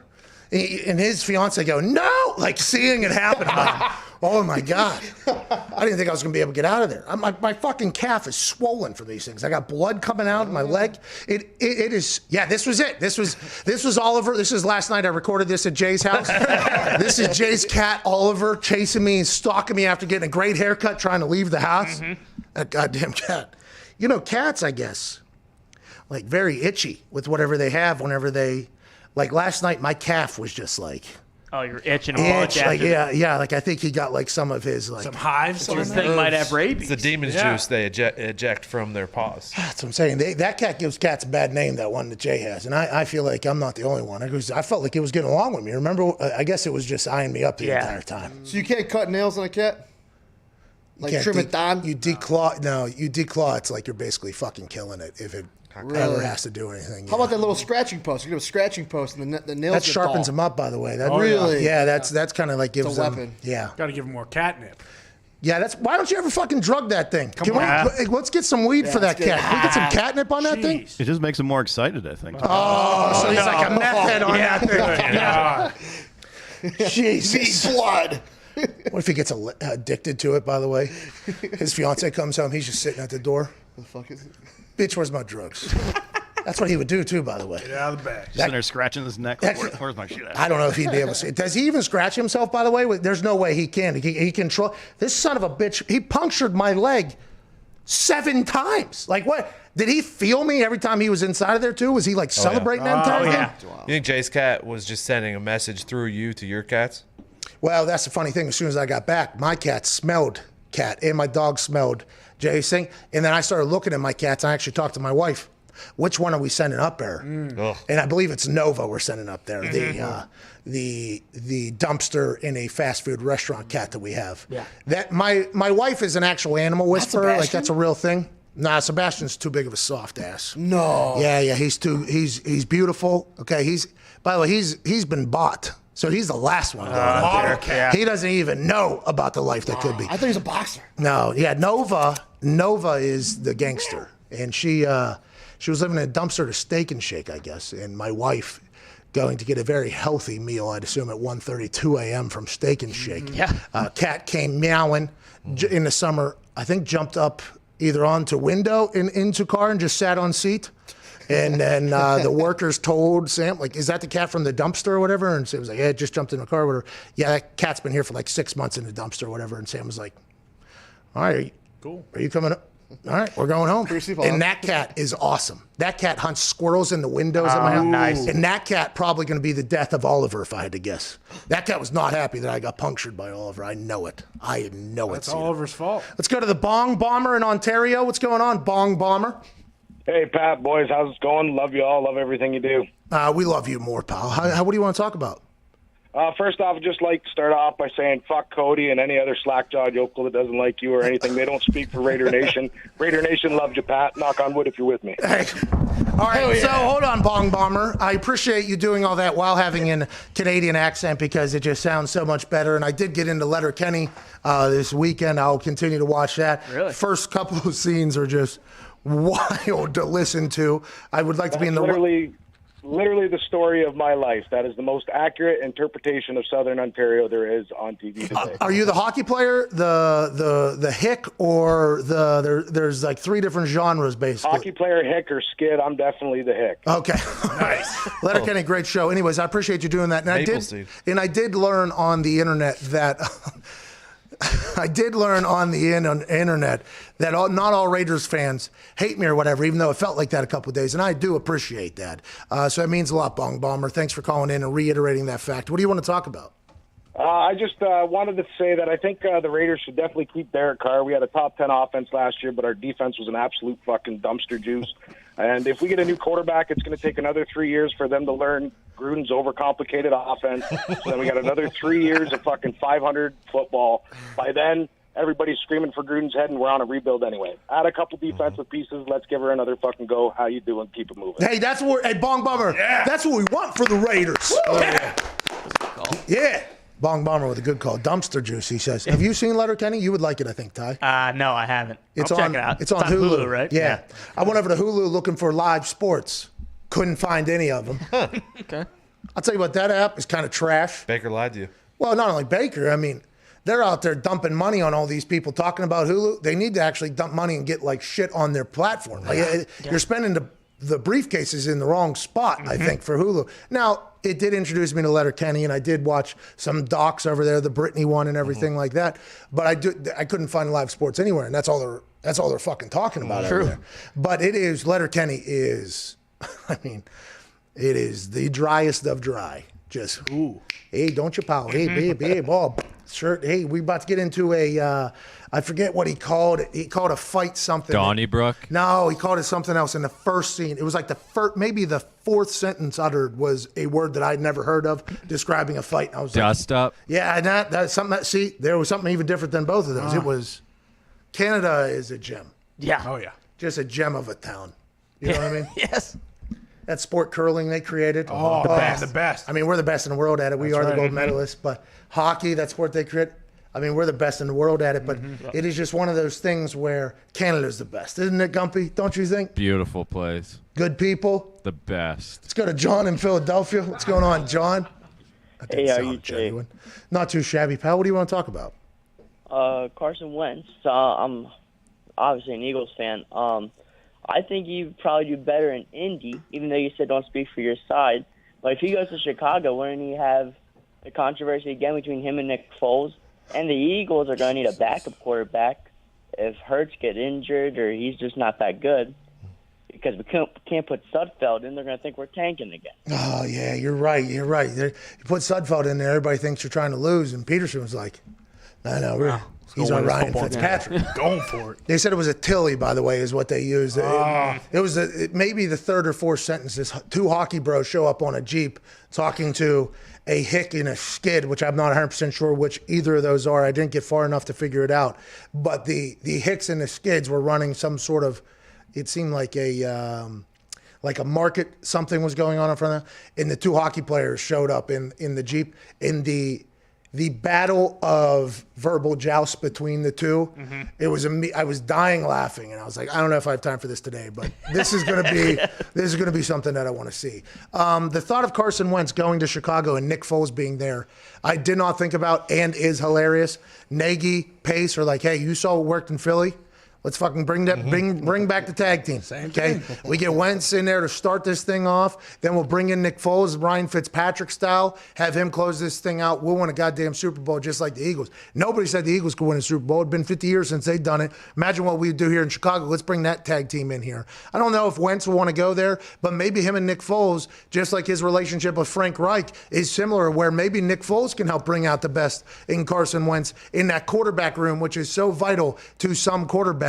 I'll be intrigued to see how it all plays out. Allegedly, the Bears want Carson Wentz. Allegedly, the Colts want Carson Wentz. There's a bunch of bullshit being spun right now, and Michael Lombardi said, wait until it gets closer to the third day of the league year or something like that, which is March something. Yeah. 4th? Let me look. March something, third day of the league year. They'll owe Carson Wentz $10 million. The Eagles are going to want to unload him then. So we just kind of got to wait while all this bullshit kind of subsides. March 17th starts the new league year at 4 p.m. So March 20th at 4 p.m., if you do quick math there, that would be when they owe Carson Wentz another $10 million roster bonus. Let's assume he gets traded before then. But until then, nobody's going to really deal with it. Zach Ertz allegedly being traded alongside. He's going to want a new deal, though. That was the big mix-up he had. The Tilly he had with Howie Lurie allegedly this year was because they didn't give him a contract. So if you bring in Carson and Zach Ertz, that's a lot of money coming alongside something. What's that worth in exchange? I mean, I guess we're just going to have to find out and kind of hopefully be able to wade through the bullshit that's being spun by the billboard on the worldwide leader, says Michael Lombardi. Well, and if Wentz's problem in Philly was that he didn't want to have a backup behind him that could actually play, would going to Chicago even benefit him? Well, the backup in Chicago at this point can't play, right? Nick kind of stinks of football. Yeah, I guess so. And it's like the Bears are bringing him in. They're not bringing. He's not already there, and then bringing in a backup. Yeah, until fucking Foles gets him again, though. Yeah, potentially. 2 quarters. I don't think there's. I mean, that city would implode if he goes there. And there's. I would imagine if there's a trade that they would send Foles just back to Philly. Philly, yeah. Ooh, get that statue guy back. Maybe that's a winner on all sides there. Sounds like it. Nick has a pretty big contract too, though, doesn't he? Yeah, I think it was like 20 million. 21 mil. How many? Per? 21 mil. That's what I remember. 21 mil, 3 years. I hated it. That's a diehard Chicago Bear fan. Zito, not sure of the stats and the facts, but he does remember how he feels. People will say they don't remember what you'll say, but they'll remember how you made them feel. Amen. The deal for Nick Foles made Zito, a Bears fan, feel a certain type of way. We have 16 seconds until the end of the second hour. What is Foles owed? 3 year, $24 million, 21 guaranteed, 6.6 next year. Okay, so we'll see how that plans out. We got Darius Leonard, the Maniac, and AJ Hawk on the other side. You got about 6 minutes. We will see you then.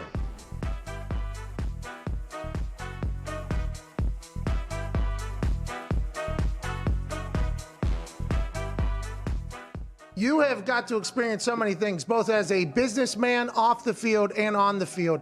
Is there a moment when I ask this question that pops your mind, like, what's the craziest shit you've ever seen in your entire life? Because there was a time there where it felt like you were just getting dropped into insane situations and the world was like watching you do things. Man vs. Wild, you and that Bear Grylls guy, fucking electric. That was maybe the most electric shit I've ever seen. Is there anything that you think of whenever you think, like, what's the most ridiculous thing you've been a part of? Probably some of the most ridiculous shit I ever been a part of was, you know, I had got the restaurant which I'm in right now, and you know, when we first got it, I would come in here and I would, you know, clean up and go outside in the front, sweep up, you know, make sure everything looked nice and shit. And one morning I got up here and I noticed, you know, like, damn, this is a funky ass smell. And I looked, you know what I mean, to the side of my front door, and it's a big ass pile of shit. And I'm talking about human shit. Yeah, and it's right on the side of the door. So I was like, somebody done came and popped the shit right in front of the door. Like, oh, this shit is crazy. Like, I can't be in here serving food. Motherfucker come walk in and they smelling straight ass cheeks when they come in there. Like, I don't think that's the restaurant I need to eat in. So, man, I get the water hose and I'm hosing it down. And, you know, I see, you know, we got a couple, you know, dolphins that usually walk back up in front. Hey, man, did you do this? Like, oh, no. So, you know, one of them owned up to it. I said, look, man, check it out. So you don't do this no more. Look, you come by here, we get you a, you know what I mean, we get you a broom and, you know, you help us, we help you. You feel me? And, you know, we put together a little, I put a proposition together for him, and I ain't cleaning up shit no more. It's a win-win. It's a win for everybody on that one. Hey, one of your former teammates. Yeah, hey, everybody wins. You're helping the people, man. That's awesome. That's why people love you. But hey, one of them owned up to it. Just a line of questioning. The line of questioning. His name was Willie. Willie owned up to. Matter of fact, he just left out. He said, sweeping up. He like, hey, what's up? Oh boy, I've been looking for you. You feel? Okay. Yeah, we bust down together up in the front of the restaurant to get it all cleaned up and everything. Hey, you're helping people. Hey, Willie went from shitting outside to working inside. Let's go. Yeah. All right. Let's go, Willie. Let's go. Give it up for my boy Willie, man. Okay.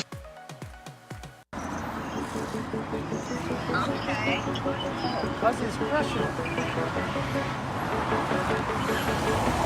Okay. Okay.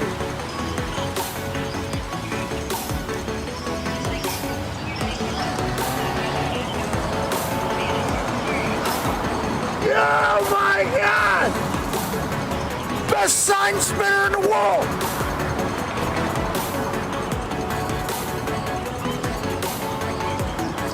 At least now he says, that was unbelievable. Bro, thank you for what you just did right there. What's your name? Mike. Mike, where you from? Right here in Los Angeles. That was fucking awesome to watch. Good luck out there. They should be paying you more.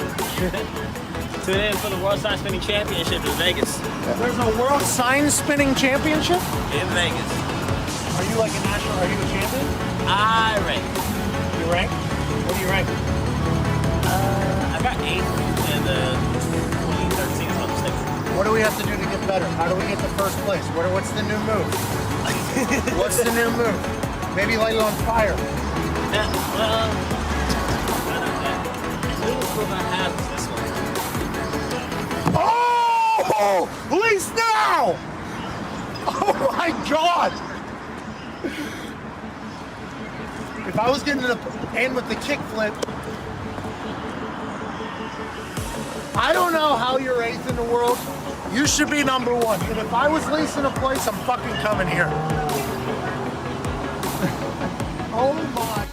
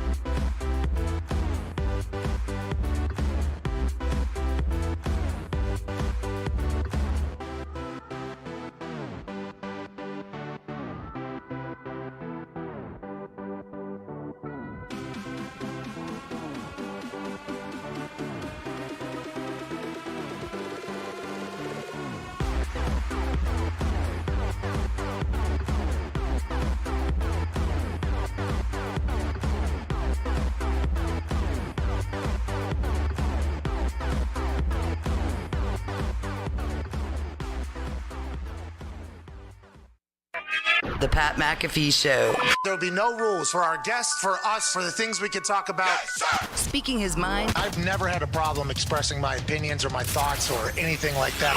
While being relatable. I haven't had that manufactured fake-ass celebrity that a lot of people have whenever they go on those big networks. I've had a chance to really build my crew, build my following, build my audience. And ridiculous. What am I supposed to do? So I'm supposed to look at something that I can definitely afford and say, nah. Is that what I'm supposed to do?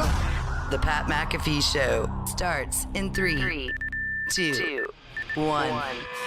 Welcome back to the show. Hour 3 here on this gorgeous February 16th in the middle of a blizzard in Indiana. We'll continue with a couple great guests. Joining us right now is a man who joins us damn near every single day that we have this show for the third hour. National champion football player and Super Bowl champion, ladies and gentlemen, AJ Hawk. AJ, how you doing, pal? Oh, I'm doing good, pal. How you doing? Not too shabby, thanks. A lot of things were said in our show today that has kind of had ripple effects across the internet at this point. Potential Gronkowski out of Tampa Bay, maybe a 3-year, $30 million deal is somewhere on the table. I completely forgot that Gronk was going to be a free agent potentially coming up. The narrative has always been he's going to stay with Tom. Tom's his quarterback. Tom's his quarterback. But Rob Ninkovich, former teammate of his, I would assume potentially friend of his, I'm not 100% sure how often they talk. He's like, hey, Gronk has never been a free agent. He should at least listen to what the market says about him. Maybe a big-ass deal for Rob Gronkowski, AJ. Who said 3 years, $30 million? Well, Nink kind of said like somewhere between 10 to 12 million a year.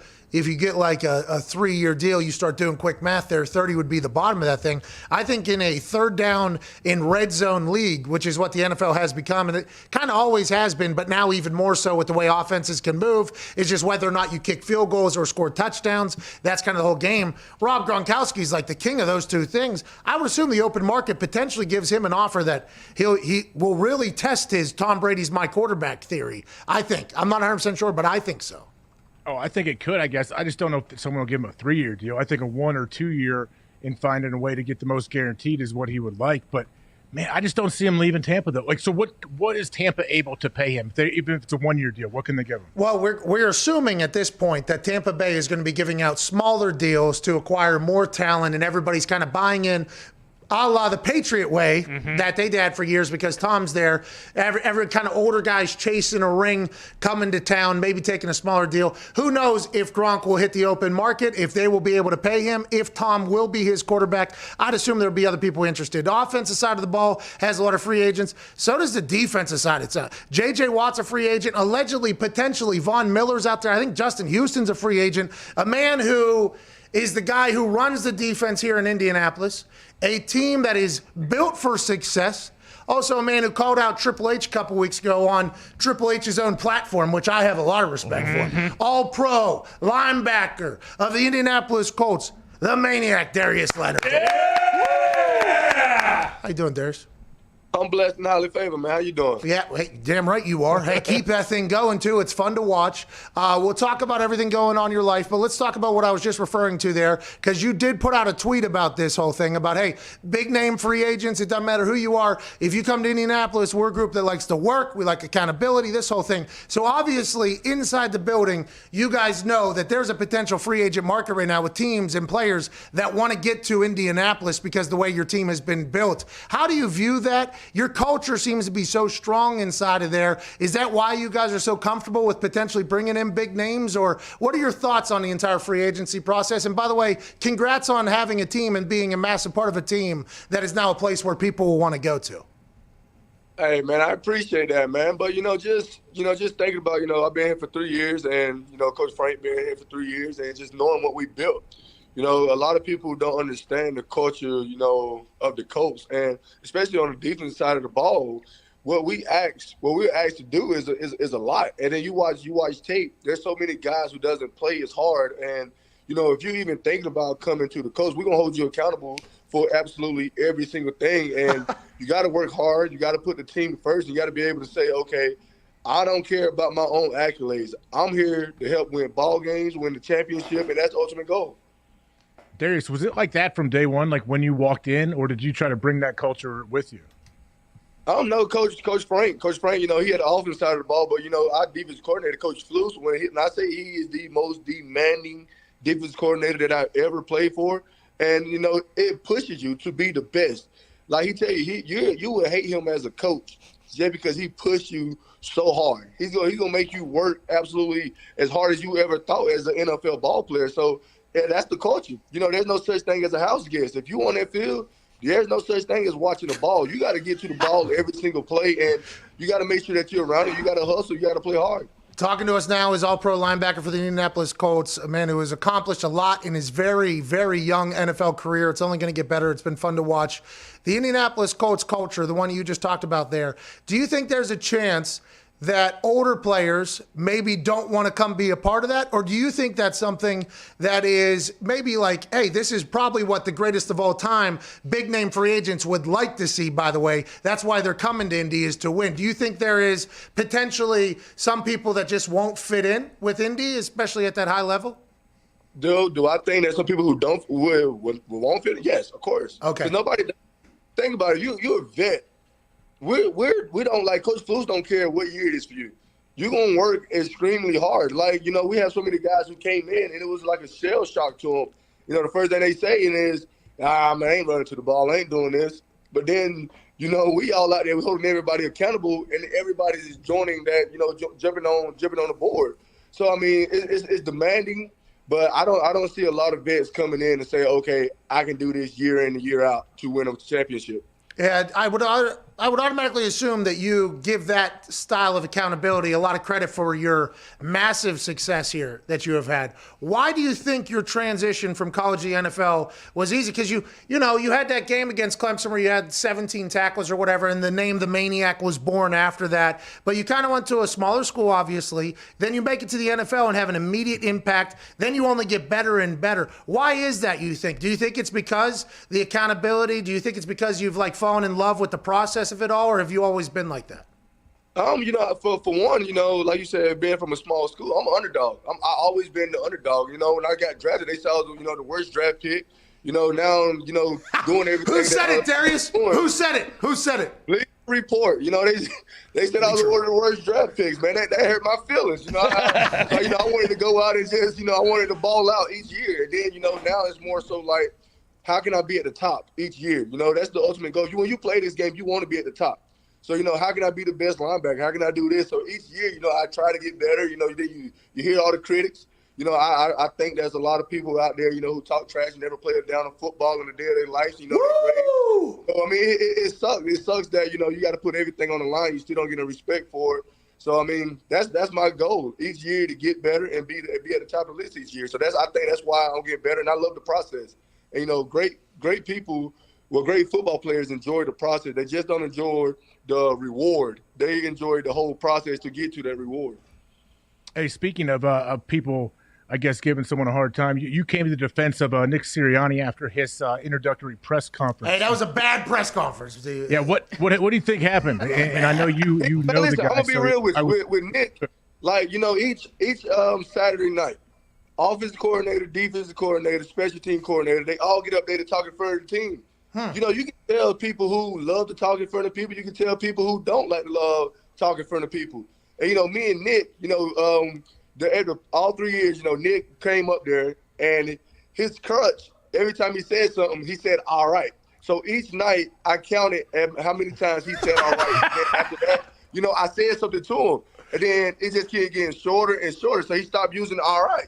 So I knew right then he's about like me. I'm not a guy who's gonna talk in front of a whole press and be fine with it. So I knew that that's not him, but I know he's a great coach, and I know he's a great leader. So I had to step up and say something for him. Hey, a lot of success happening with your team.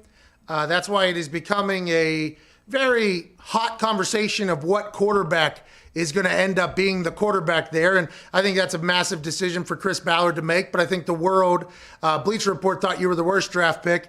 Chris Ballard has been very good at talent evaluation and building the roster and everything like that. But when you have success, coaches get plucked. Players get plucked. How do you have sustained success, you think, over there? And do you think it's just from the top down, you'll be able to continue to kind of next man up type mindset for everything? You know, for the, you know, you believe in the guys up front. You know, the guys in the front office, they've been doing a great job of putting people in the building to help this team win. And, you know, just speaking on, you know, the defensive side of the ball, you know, it's always next man up mentality. Like, our system isn't built for one player. Our system is built for all 11 guys to go out as one to be great. So I think it's always next man up. I mean, we know that the NFL team it's never the same. The locker room is never the same. So when guys get hurt or anything, it's always next man up mentality. And we always talk to the other guys, like the practice squad guys, the backup or whatever. You always prepare as you're going to start this next game. So whenever your opportunity comes, you come in and you do the right thing to help this team win. You going to get in the ring or what? I assume there's a lot of Colts. Huh? That's the plan, man. I got to order me a full-size ring to put in my backyard so I can practice a little bit. I got a rental for you. Actually, you can buy it. I got one for you that has a great price. It's already put together right back here. We can get that thing moved if you would like, or I can send you in the right direction. Have you always been a fan? I love that you're potentially going to get it. You play as I think you can tell who watched wrestling growing up and who didn't when you see how people interact with people, you see how they handle themselves. I think it says a lot about you. The way you play, it is very obvious, like, okay, this is a sports entertainer as well. The dancing, the talking, the everything you do. It seems like it'd be a very natural fit if you were to get into wrestling. I'm happy you're intrigued by it. I hope you do get a chance to get in there. Me too, man. That's something I dreamed of. You know, I've been watching wrestling since I was a little kid. So I mean, that's where, like, watching wrestling, that's my little kid in me. You know, that just brings back so many memories of me and my brother just sitting there watching. So I definitely want to. So I definitely got to practice because I don't want to get in there and do bad. So I want to be the best at it. So I got to get in the ring and practice before I really just jump in there with him. Smart. How do you think Jim Irsay would feel if you all of a sudden show up on his TV and you're in a tag team match with Pat? Brother, what is he doing? I think I might be getting a call. Hey, it hurts like hell. It hurts like hell, Darius. But I would assume. Ain't it temporary? Pride is forever, man. Hey, and also, by the way, I didn't run my body into people like 50, 60, 70 times a day like you have in that entire process. What does the offseason look like for you? I know, obviously, the world we're in isn't as open as it would be in the past, but what do? I saw you down there in the sticks with your Pro Bowl video out there. Where are you right now? How will you be spending your offseason? I'm in South Carolina right now, man. Just, being around the high school basketball team, watching them, and then watching a little bit of baseball up here. Hey, how small is your town? How small is your town out there? Because when I watch on the internet, it looks like you are out in the middle of nowhere. It looks like you're. That's what it is. We don't have a stoplight. We don't have a grocery store. We don't have no restaurant. We just have gas station. We have a gas station, and that's about it. I go eat at the gas station if I want something to eat. Something like that. I mean, we probably have maybe 1,000 people, maybe. My graduating class probably was maybe 50 people, 50 to 60 people. Oh, that is awesome. How's the basketball team? We pretty good this year or what? Well, the boys didn't make the playoffs, but the girls are undefeated right now, heading into the playoffs. So hopefully we can go in, win us another championship. Man. Dang.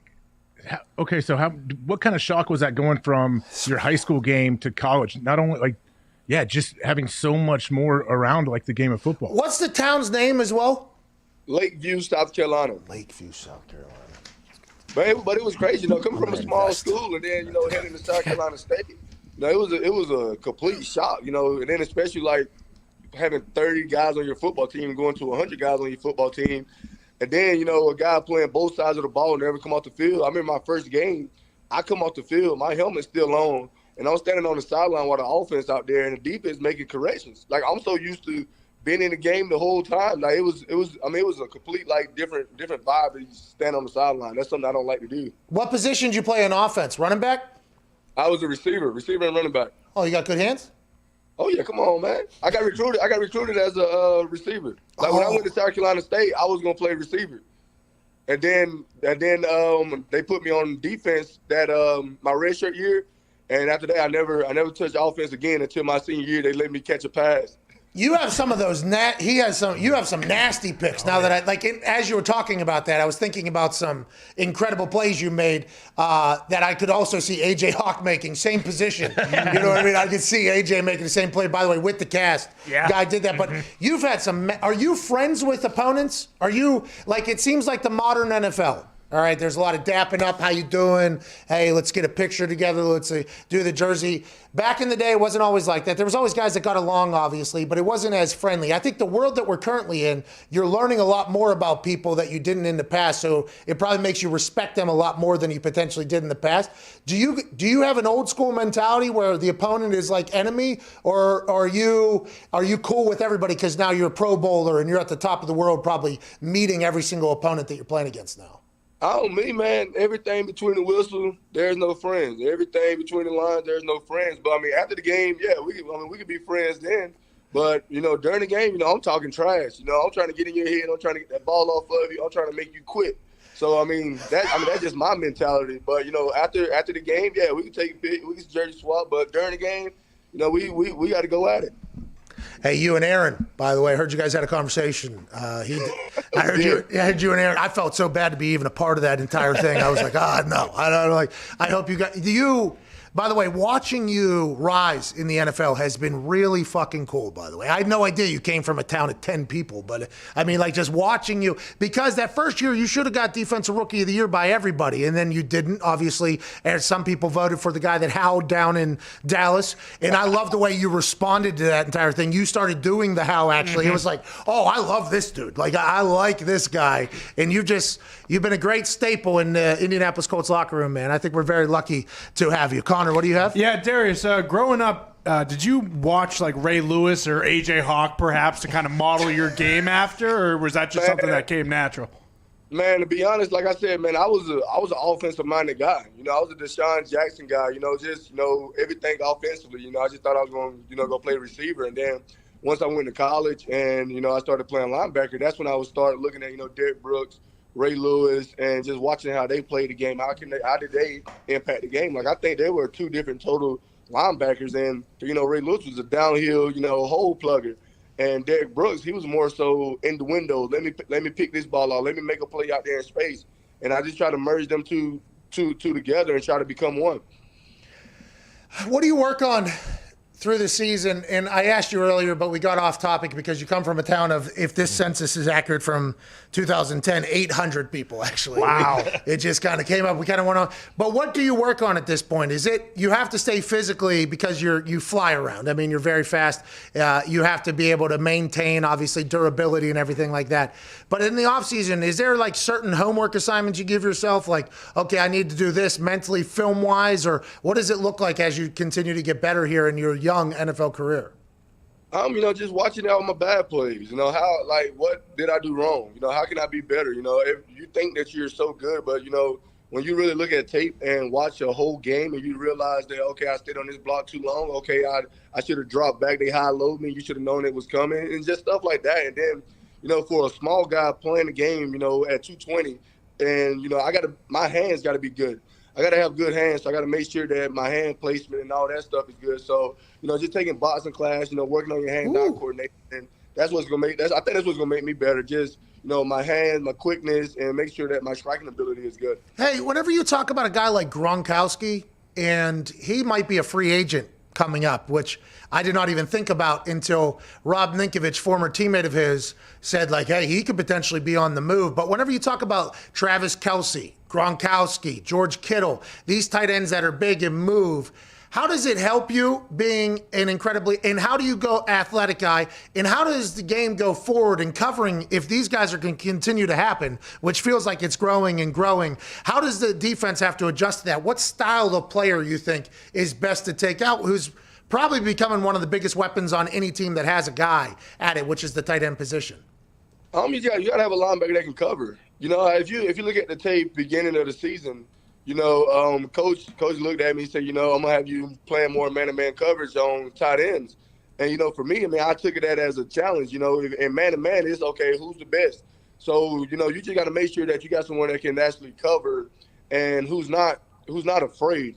You got to know who you're playing against. Gronk, he loved contact. So, you got to make sure you don't be as physical with Gronk as you would with, someone else. So you just got to make sure you know your opponent in and out. When will he get a target? And then when he's going to just be a decoy. So you just really got to, watch film and see exactly how they're using each tight end. And like you said, now in the game, these receivers, are so good. The tight ends are being open now, so you got to make sure that you have them accountable as well. Hey, we appreciate you so much. What are you going to do today down there? You're down there in Lakeview, South Carolina. I'll probably get on the ATVs, ride it to the high school, and then just watch them play. Is this dirt roads? Baseball. Is this dirt roads? Like, are you hopping on dirt road to the high school to watch his basketball? Oh, yeah, yes, sir. And is there a bunch of quads showing up at the gym? Like, are you the only one riding the ATV over there? Well, today, today I'll be the only one just because all my friends and everybody else at work. But, on the weekends, all guys, we get together, everybody on their four-wheeler, side-by-sides, dirt bikes, and we all just get in, grab a cooler and just ride around all day.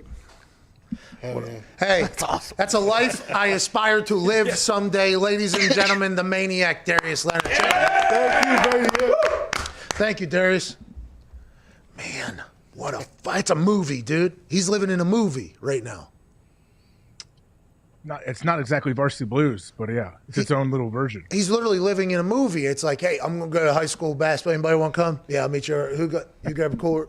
All right, let's get on these bikes and let's get out of here. Love he just sticks to his roots. Bro, they're just rolling probably through backyards and side farms and everything to get to. Like, do you think there's no way he has no stop signs, right? Nope. He said no stoplights. I mean, he has a stop sign. He eats at the gas station. Respect. That's wild. That's a movie. That is straight out of a movie. And he goes back there every single offseason. That is awesome. Good for Darius Leonard. He's going to be good for a very long time, I assume. Yeah, he's super young and he's unbelievable. And you see his mindset too when you listen to him. Like, yeah, there's a reason he's playing so well. And if there's a guy that's going to be consistently elite at that position, it's him. Yeah, you and him, very similar players. Yeah. Are we? Yeah. Yeah, I think so. Both started on the offense side of the ball. Yep. Well, yeah, you were a running back. We saw that photo. Yeah, thumpers. Great thumpers. Love to bring it. Yep. Cerebral on the field, work hard in the offseason. Leaders, calling out plays. I mean, you two are very similar. Flying around out there, making big catches and plays. Okay. I was more thinking of like our body types. Like I'm like a shorter, stumpier version. He is long limbed, like super athletic, rangy dude. Yeah, I mean, you do kind of have a little bit more of a spark plug build, but I mean, that is a different style of play back then. Different style of play. Different style of play back Coach's son. Not a coach's son, but yeah, spark plug. I like that one. I haven't heard that in a while. Well, I am a spark plug. That is exactly how I am built. So I've used it. You can. By the way, you should use. I don't know if you are actually. The last time we saw you, wasn't he yoked? Yeah. He's working out every day, like 5 a.m. He's got like a rock type setup. Chicken. Yeah. I'm sorry. You're not a spark plug, by the way. You've worked very hard not to be a spark plug. I am a spark. What do you got, Diggs? I couldn't sleep last night. I was thinking about this, and I'm not sure if anyone followed up on AJ saying that his tractor or 4x4 that he had a plow on went over the hill into a fence. Were you on it at the time that it went over the hill down into the fence? True, that had to be a wild ride. Yeah, because I put a plow on the front of my zero turn and I plow my driveway with it. But when your driveway is all ice and you don't have chains on your tires, I was, I'm back and forth, spinning. And I started going down my hill in the yard. And then once I lost it, it was Hold gone. on. You have to have seatbelt on those things as well. If it's a commercial Z. So you attach it and you sit on top of the seatbelt because you like to live dangerously. It wasn't like a super steep hill, but yeah, once it got going down, the only thing that stopped me was the post on the fence. Was it a collision when you bumped in? It was, wasn't it? Oh, yeah. Yeah, it was at full concussion? It was not that bad, but it had to stay out there overnight. And I took the plow off and carried it up the hill into the garage. And then What if he started trying to pull me plowing? out. What if he started pushing the plow? Oh my God, that would have been the most AJ Hawk thing of all time if he was out there with his jaw and the plow. Oh man. Oh, that would have been absolutely awesome. I have one of those commercial Z turns, and you have to be seatbelted in because there's been a couple times where I want to go, you jump off, and you have to have it in neutral. You jump off, and you got to go move something, and then you hop back in and you want to go, and it's like, it won't let, it's like, son of a bitch. And then there's been a couple times where I've had that thing on rabbit, you know what I mean? Oh, yeah. And I started turning this thing and then this thing, and it's almost like you get launched off of there. Yeah. I could only imagine if I was sliding down a hill and I was strapped into that death trap, what I'd be thinking. They don't think about that when they force you to have a seatbelt on, by the way. That isn't something they think about, is potentially falling off a cliff while you're plowing the ice off. It was wild out here, dude. There was like 5-6 inches of snow on the roads. It was crazy out here. It was like you were driving on old back dirt trails. It was insane out here. like, how is it now? Because here in Ohio, it's another, obviously, whatever, a snow day for my kids. But yeah, I was plowing today on my mower, and I've been plowing multiple times, like twice yesterday, just to try to keep ahead of it because we have ice built up on the driveway. But it's crazy slippery everywhere. Yeah, Diggs was out there with his snowblower last night and his shovel. Went out there a couple of times. Nick, That Mickey Mouse shovel Diggs had snapped in half. Great shovel. I heard your shovel snapped in half. That's because brute force that I was trying to dig up the ice with. Well, I would say your shovel couldn't keep. It might be a great shovel, but not for the COVID cowboy. Not at No, this I had to point. go buy a heavy duty one. Yeah, COVID cowboy shovel, the COVID shovel. I didn't do any of that. I saw that there was potentially 12 inches on the way. I was like, well, I'm not going to plow now because it's going to come right back. And everybody I saw that was out there plowing, Did say why? it just It came right back. Yeah, I talked to Diggs last night when I told him not to come into work today because he lives too far away. I said, what are you doing? It was like 9:15. He was like, I just got done shoveling. I was like, why? He was like, well, I want to clear it off. I'm like, it's still snowing. It is not going to stop. It's like the people that blow off the leaves. It's like, unless you're bagging those things, those things are coming right the fuck back. Yep. And it felt like the snow was going to do that for at least the next couple of days. But I respect what you guys did. If I didn't have a brand new snowblower, I wouldn't have done it. I had to try that thing out. I want to deal with like 5-6 inches at a time, not all 12 at once or 10 or whatever. Oh, the sun will deal with that. The sun, hopefully. Unfortunately, it is icy cold. It is freezing out here. It is a bad spot to be in. I did have a neighbor, by the way, that just came through my driveway on his ATV. He's got a little plow on there. Good guy. Shout out to Jesse, by the way. Shout out Jesse. Thank you, Jesse. I'm not a good neighbor either. There's no reason Jesse's doing that. Jesse's a very nice guy. I do not go to the gatherings. I do not do any of the neighbor thing. I'm pretty much just in my house at all times. Jesse, every winter though, that guy's a fucking hero. Comes through and gets the snow off. Now I will say, it does feel like every time he does it, it potentially snows immediately afterwards. Sure. But he will hop right back on that thing and come back out, which is why I was saying to you, Diggs, why are you doing it? It's going to get filled again. But we might be in this for the next 4 or 5 days, I guess, if the meteorologists are right. But don't you park your truck outside? So you have to scrape all that ice and snow off, didn't you? No, I warm her up. I get that thing on the oven, easy bake, and then I start it again. I start that thing like 4 times. So for 45 minutes before I get, granted this morning I did not drive, so I did not have to do this. Actually, we carpooled in Nick's Jeep. It was a good time. Smart. 4 of us were in there. It was bad roads, but I start that car like 45 minutes before I have to. And you got to remember when you get out at the night before, turn that thing on all the way to heat. Yeah. So that thing's cooking for 45 minutes or so. And normally the shit is melted off. I am not, and I understand I'm not doing my civic duty. I don't wipe off the top.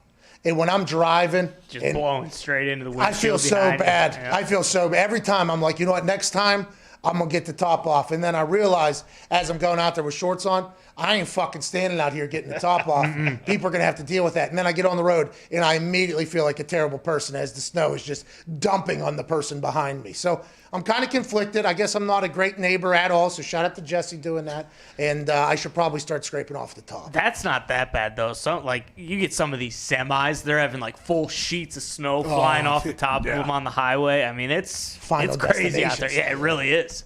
I saw some 2-wheel having motherfuckers yesterday driving reckless, by the way. Oh, yeah. Normally out here in Indiana, people are very slow and it's almost annoying.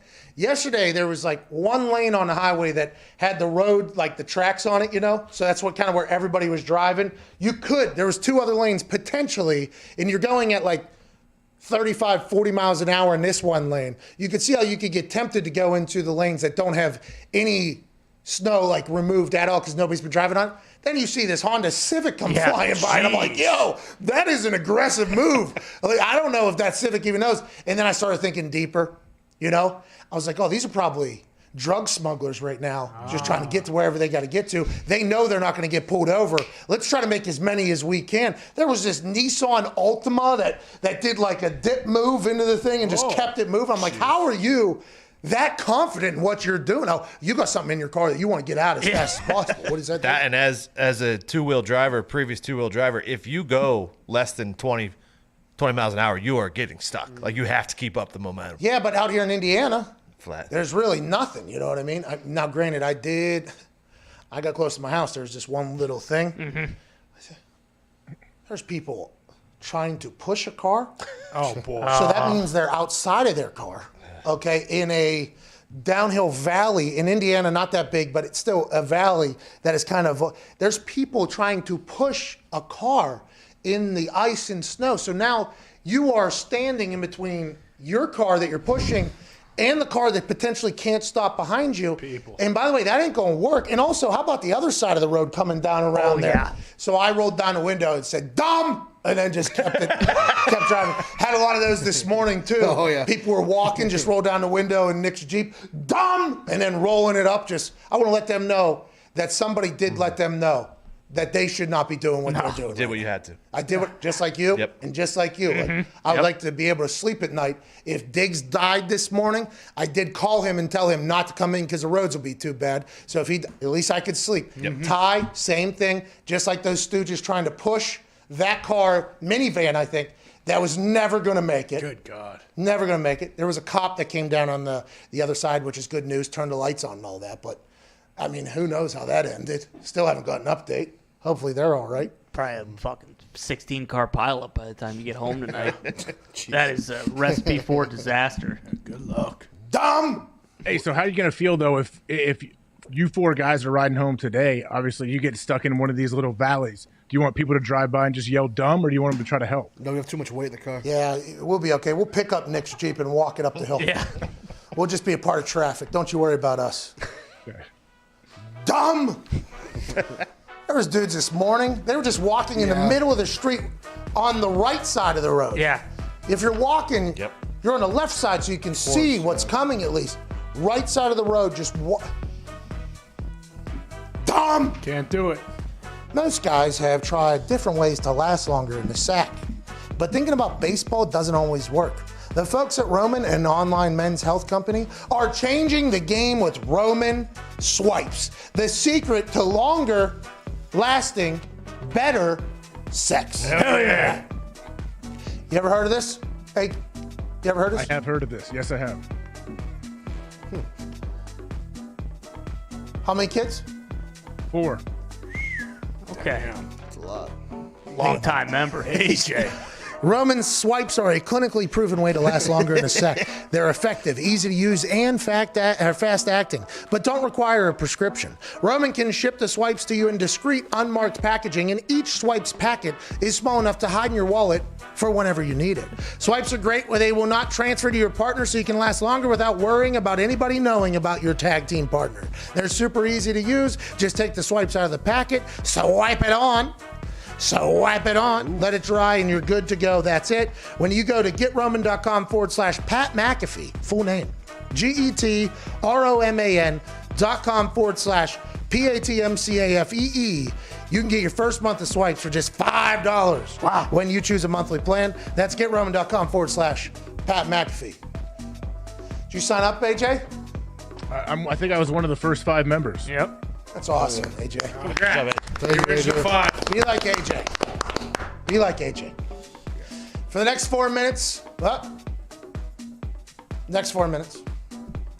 we had to wait for the turn of the clock. There's a massive clock that just stares at me right here.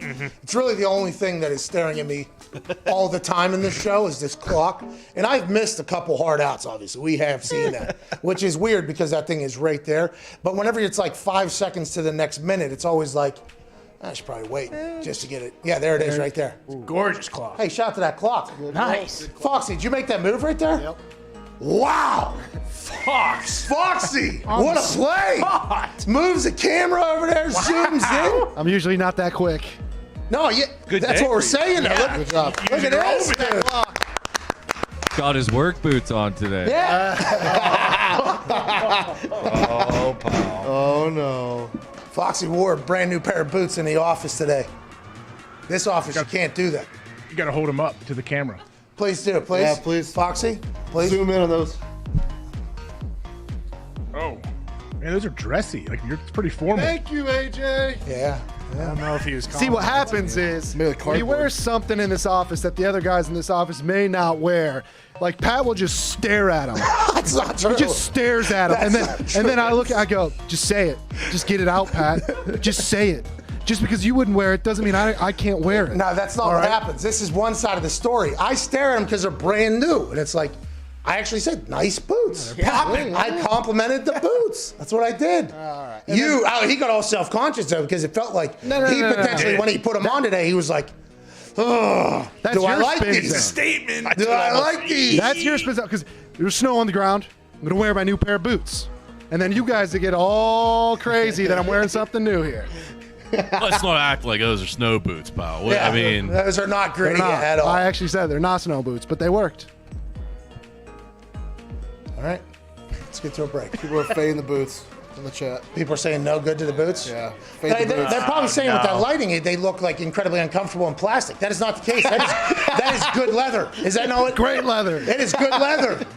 If the chat says bad boots, they are most definitely good boots. Thank you. Okay. Also, contrarian digs. Okay. The chat's gonna side with Pat 100% of the time. I didn't side with anybody. I actually like the boots. They're against me right now. All right, we know how this goes. When you say you like something, what? You are very obviously lying right to that person's face. That is not true. I mean, hey, the fact that you sit there and stare at his boots, or if someone's wearing a shirt or some new pants, that's the creepiest, weirdest, most Pat McAfee thing there is. That does not happen. Okay, the way you take it is obviously the same way a serial killer would take that sentence. Yeah. That is You not the showed way. us. You showed us the look when he said, "Oh, Pat doesn't just stare." Exactly. That's the look. Like I've seen that look. Not to me, I don't think, but I've seen you do that. When you showed up with your piss bottle, I mean, that was definitely what the fuck is going on here. Yeah. When you walked to the back, you had your bottle of piss. You remember. your cigar and everything like that. Disgusting. Good sweater on you, by the way, today. Yeah, it is a very good sweater. I'm surprised we didn't talk about it, to be honest. You want to stare at it? It's a jacket. Well, everybody is kind of looking at it right now, by the way. And I think there's actually a study that says, the first thing people look at or notice for you is their shoes. You know why? Because people fucking look at them, AJ. Yeah. So when you come in with these goddamn boots out of nowhere, people are going to notice and go, "Oh, new boots in the office here. That's interesting." Good boots. They're nice boots. Good boots. Good boots. Nice boots. I would wear those boots, by the way. No, So whenever you no, said, you wouldn't. just because I can't wear them, you said, or something. Isn't that what he said? Yeah. I can't pull them off, is what he said. Yeah. I would wear those fucking boots, pal. How about that? All right. We got to get to a break. Got 4 minutes, and on the other side, we're taking some phone calls. This show is going to end at some point, and I'm sure we're all pumped up about it. This is the Pat McAfee Show, February 16th, 2021.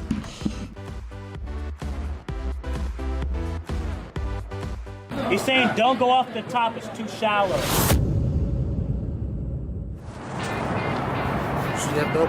All you're going to hear this stadium do is they put the big paw up, they start shaking it, they go, whoa. Hey, look, things are going good.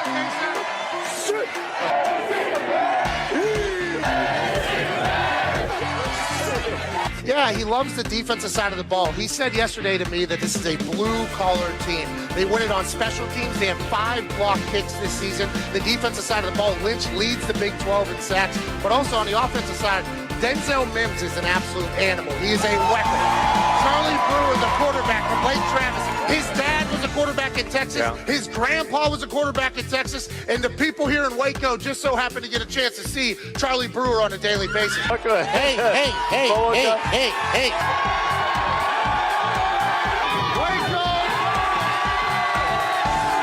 Yeah, boomer here is going to mean a little bit different than what it means on the internet currently. And hopefully here in Baylor, they hope they're not hearing a lot of boomer sooner. Everybody wants to be a punter, including quarterbacks. If I was a quarterback, I'd want to be a punter as well. 0 yards on that punt. That's an embarrassing situation. The Dak dance that gets on national television has led to a lot of losses, but you got to respect the hips being able to What sign am I going to make for college game day? Well, I want to make something creative. I want to make something fun. No, to hell with it. I don't like OU. It's so thick. Look how thick that thing is. That's years and years of patience. You're heading right for the boat. Right now? Okay, let's do it. We are out here on the Brazos River, which you can take a boat to the game. One of the only stadiums in the country that you can do that. It's beautiful out here. A lot of people would say, this is the last time I'm going to be on game day. The last time I allegedly did what I'm about to do, I ended up in a jail cell. Let's go!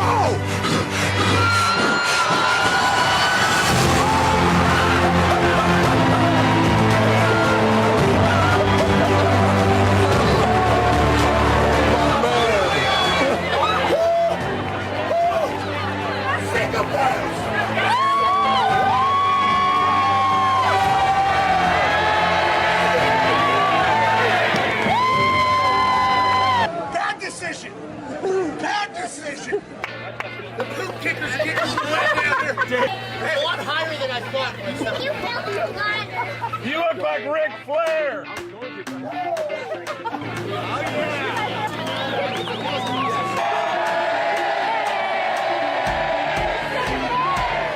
That was a sellout, by the way. That was beautiful. Do we have any other shirts? Yeah, hold on. You need to go get changed before you get sick. Great work, Russia. I'm actually not that cold. Hey, I went for it. My chest hurts.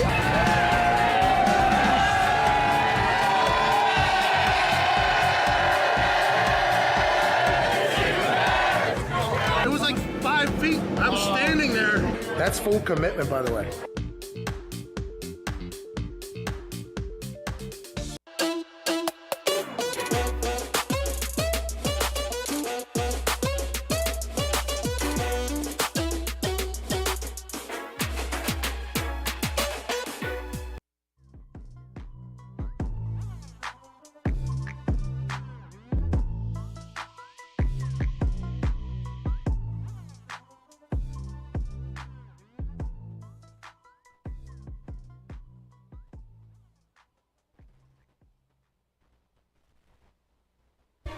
Welcome back from your bathroom break. This is the Pat McAfee Show. Here's Pat.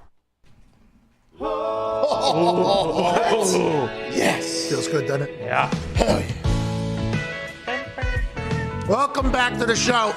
This is Don't Leave Me Lonely by the Late Night Special Band, which is a band that we have a great relationship with.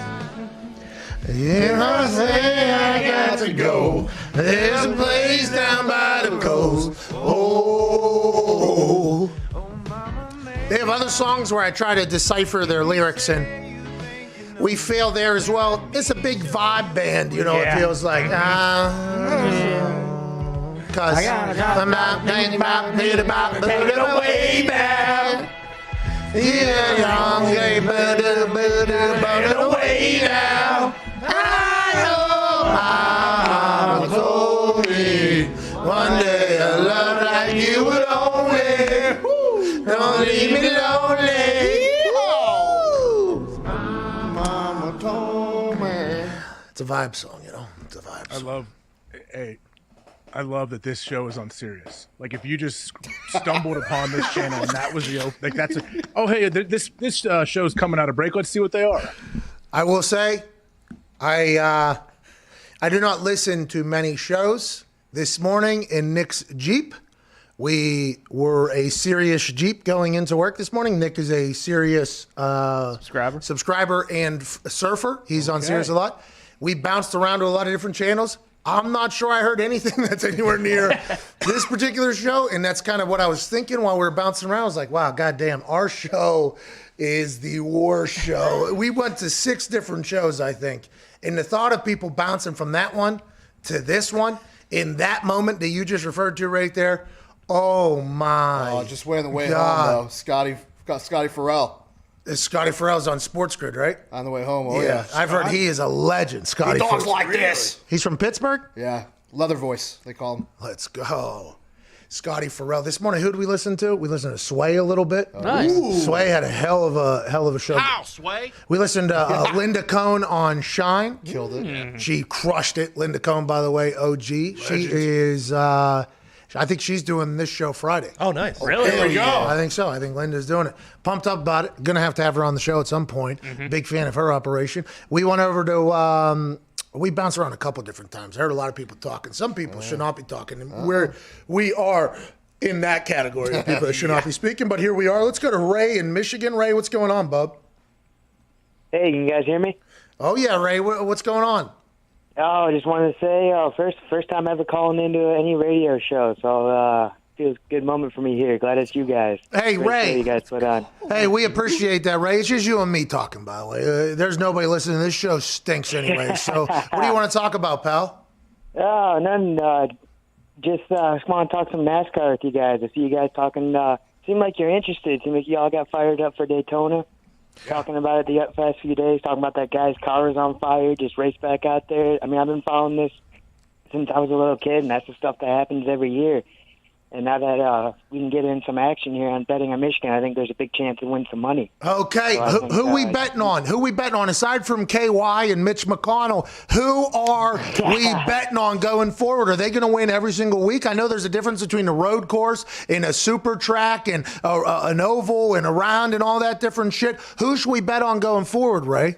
Yeah, that's the key. That's every race. Every driver has their different races they love. Next week they're at the Daytona road course. Oh, Daytona And, road. Yikes. It's like driving on 465. Oh, jeez. Probably Juan Chase Pablo. Elliott dominates Montoya. road courses. I mean, Chase he Elliott chews them up and dominates. eats them You for don't fucking breakfast. I know. mean, this guy's won the last 4 road no. courses. I mean, at the Busch Clash, that was the road course, but that was like an exhibition race, and Chase had to go to the back of the race back of the line for failing inspection, and he had the fastest car by far. Oh, he's a cheater. I like it. Passing guys left and right. So I like his kinda- I don't think Chase loses at the Daytona road course again, so I got him as a lock. Okay, Ray, if he wins, I would like you to call back in next week, make it your second time ever calling into a show, and become our NASCAR expert and NASCAR sharp. I thought I was... That's too much credit. You guys need to get on Jesus. Nick Giffen. You need to see if you can get on Nick Giffen. Get him on the show. This guy is a NASCAR genius. Well, then what the fuck are you on for, Ray? He doesn't believe in Chase Elliott. He just gave us an entire lock, and then he said, don't listen to what I said. Hey, I hate to break it to you, Ray. I was. Now I'm going to look for, what did he say, Nick Wilson? John Giffen, I think. Oh, the Giffer. Listen, all I'm saying is don't bet against Juan Pablo Montoya at a road course. Wow. This show is so terrible. You said that guy's name? There's no way we got it right, by the way. Was it John Giffen? Is that what he said? It was Nick Giffen. Nick Giffen. So we got it right. We had to put it together. This show stinks so bad. But if Nick Giffen wants to call in and give us locks, we appreciate it. AJ, you a big NASCAR guy? I mean, I watched Daytona now. I watched Daytona. I didn't see the end. Okay, I didn't watch all of stage 3 because it got a bit late. But if it's on the road course down there in Daytona, and you're talking about Chase Elliott gobbles him up for breakfast, he said, let's go. I'm excited for it. I'm not an avid NASCAR fan, but I like to watch it sometimes. But who was his lock that he backed off on? Chase Elliott. He is the favorite Okay. at plus 200. Okay. Ty. And I got Kyle Busch at fucking plus 1,500. Come on. What's Mitch McDowell? He's got to be plus 7,000 at this point. That guy never won until he won last week. Mitch McDowell, you can't even get at odds on him. Jeez. No respect for KY's the Daytona KY's champ. plus 1,000. KY plus 1,000. I'm going with him. He got screwed last week. He's probably going to win the road course if I had to guess. He's a fucking driver, too. You put him in truck, sprint cart, go-kart, whatever the hell you want. Funny KY's car. Funny car. He's going to drive the shit out of that thing. I don't think a funny For some reason, I can't find odds on Jeff Gordon or Juan Pablo. Well, Jeff Gordon's commentating the races now. Yeah. That is why. And You never know when he's going to jump in a car, though. Hey, give me your what are the odds keys. on Tony Stewart while you're there, Diggs? he's also okay. Don't fall for that. Smoke is not in racing I'm anymore. biting I my wish. It's funny you mentioned that because that's all I was thinking when you're talking about those people getting out there walking against the traffic with fucking smoke Stewart. And Ty said it. I was I thinking didn't it. put Ty that said together it. till now. Well, I thought that's what you were fucking referring to. I didn't mean it's a funny segue how that works out, but no, I did not mean to link the two. Oh, you did Listen, that. rest in peace, okay? Yeah, well, I know. That was a terrible It's situation not- for literally everybody, all right? Smoke got caught up in some shit, like real bad. Obviously, a guy died. Oh, yeah. Then the person yeah. that Killed a guy. you were making jokes about it. You need I'm not making a joke. I'm just saying, that's why I said that's a catastrophe waiting to happen. But racing is dangerous. That It is is. something we have to remember It whenever is. we're watching Daytona street course. Hey, listen, it was AJ. Blame AJ. He was the one that basically delivered it to me on a silver platter. I think Smoke, by the way, Indiana guy. I do believe. I believe Tony Stewart's an Indiana guy. Here we go. More power to him. I've met him a couple times on the sideline of games. He's been invited probably by the Colts or whatever. Mm-hmm. Really nice guy. Good conversation. Of course. Really nice guy. And then he did get, Columbus, Indiana. He got caught up in that whole thing where it got. Yeah. That was a big deal in the race community, by the way. I want to let you know that. Tom. I'll say. And now that we are a part of the race community, once we potentially got and gave the largest coverage to Mitch McDowell yesterday. out of all shows, we are potentially in the race community well deep inside of it right now, whether we know it or not. Now we're talking about Dave Giffen, too. Oh, yeah, Dave Giffen will get going, too. Whenever he starts sending out locks on those fucking NASCARs, you go ahead and hammer those things. This hammer's about to break in half because of the football season we had. Let's not forget about Junior. June retired as well, I do believe. I believe June retired as well. What about Jimmy? Well, I think Jimmy also not in the race car anymore, if I had to guess it. Where have all the greats gone? I think they all found... right to the tow yard. Let's go to Cole in Connecticut. Oh, I see what you did. That was a racing thing. Cole, what do you want to talk about?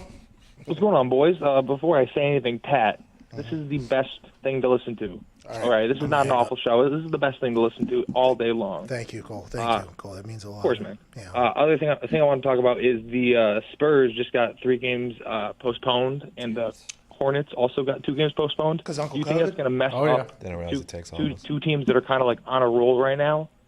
I think anytime you can get off rhythm, that does definitely affect it. But the NBA season is still, there's so much left, right? Yeah. Spurs could get hot again. It doesn't really matter, I'd assume. I have no idea who is on the Spurs, what the team is at all. Did not know that they had been game suspended because of Uncle COVID or whatever. But it does feel like the NHL and the NBA are going to continue to battle against this throughout the entire season and assume it's going to be locked down whenever it gets to playoff time for both of them. I'm happy that both those leagues are popping off right now because college basketball is very tough to bet on. So betting on the NBA and on the NHL is a lot easier than college basketball. And I enjoy getting a chance to watch athletes do incredible things. But Uncle COVID is here for at least another year, and they'll be affecting everything, and everybody's going to have to deal with it, I think. The NBA season 2 is only reduced by 10 games, so it's still a 72-game season, so they're not as bad as the NHL, but they'll be back. You don't want to peak this early anyways. AJ, you watch a lot of NBA basketball, over there?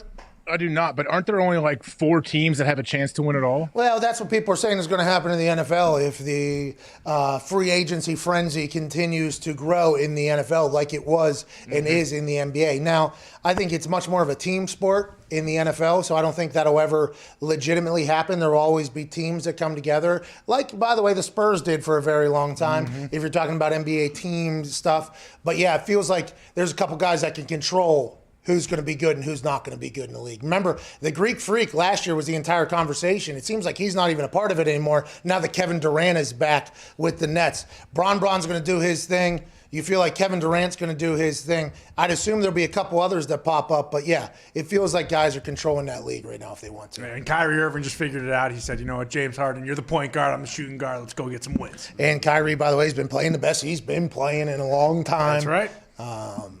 Draymond Green. That was an interesting take, though, where he was talking about basically what we're talking about, the business side of the sport and how much control the players have.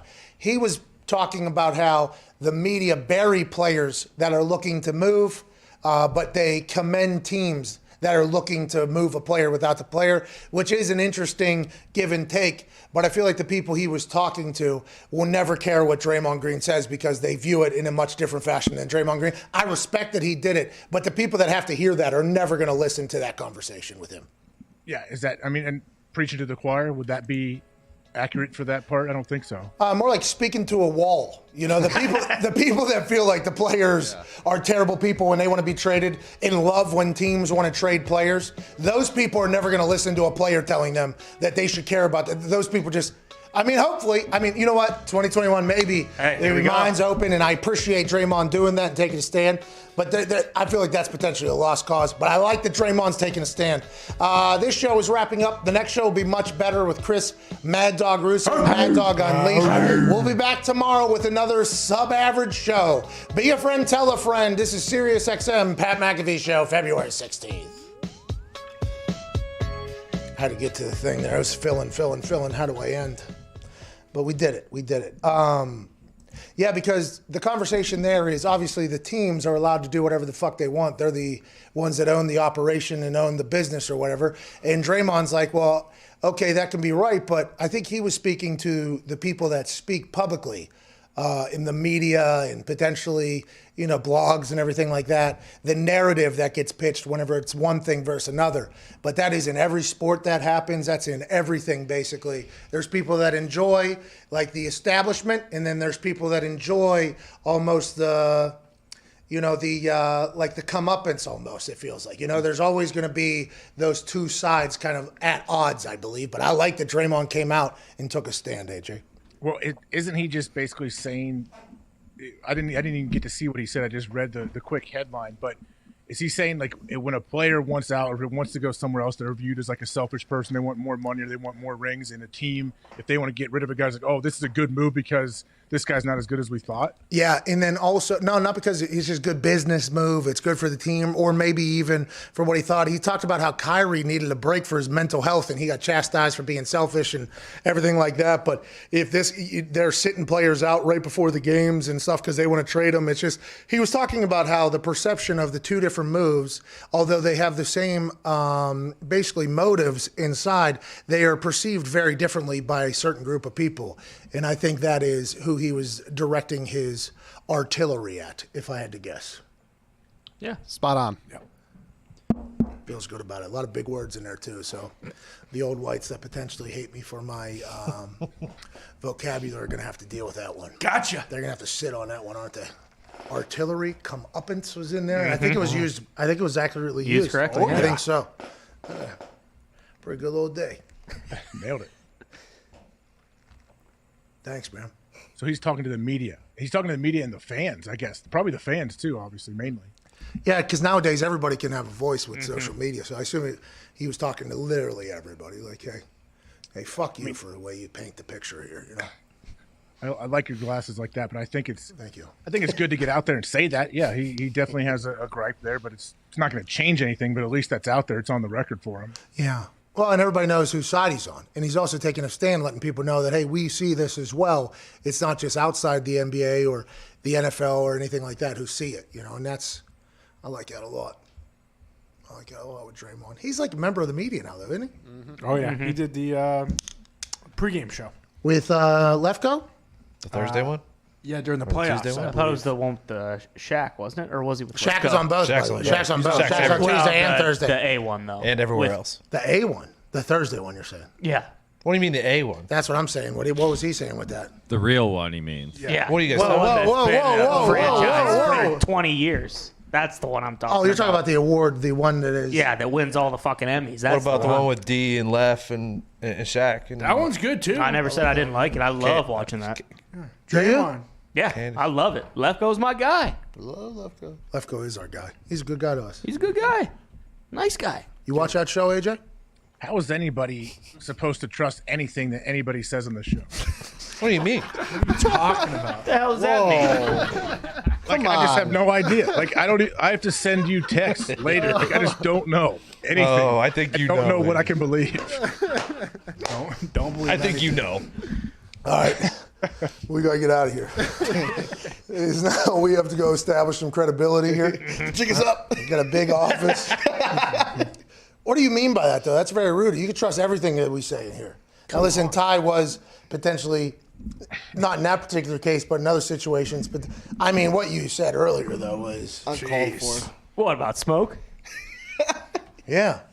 I mean, hey, if you want to feel sorry for the guy, go ahead. I'm not going to. It's not a big deal. He knows what he did. Everyone's past it, except the family of the Ty. Ty, terrible guy. Rest in peace, that guy. I'm not. I'm just saying. You're a bad guy. Come That was a big race community situation, but we had to address it, I guess, because we are now part of the race community. Because I was getting attacked for not knowing that guy's name last night. I've been getting attacked a lot lately, by the way. Hey, comes with the territory. That's right. I was getting for not knowing his. Do a little bit of research. Be a professional, I was told by people on Twitter. For who, Mitch? For Mitch McDahlia. Kidding me? Yeah, I was attacked for it. I apologize, okay? I didn't know NASCAR was going to become that big a part of our conversation yesterday. I did watch Daytona, but boy, once you start thinking about what happened out there, it's hard not to comment. If you don't have all the facts right, what? Should we hold off on the conversation because we don't know the guy's name? No. Maybe, but not here. What's that? There's 100-to-1 odds. I mean, Nobody knew that guy existed. No.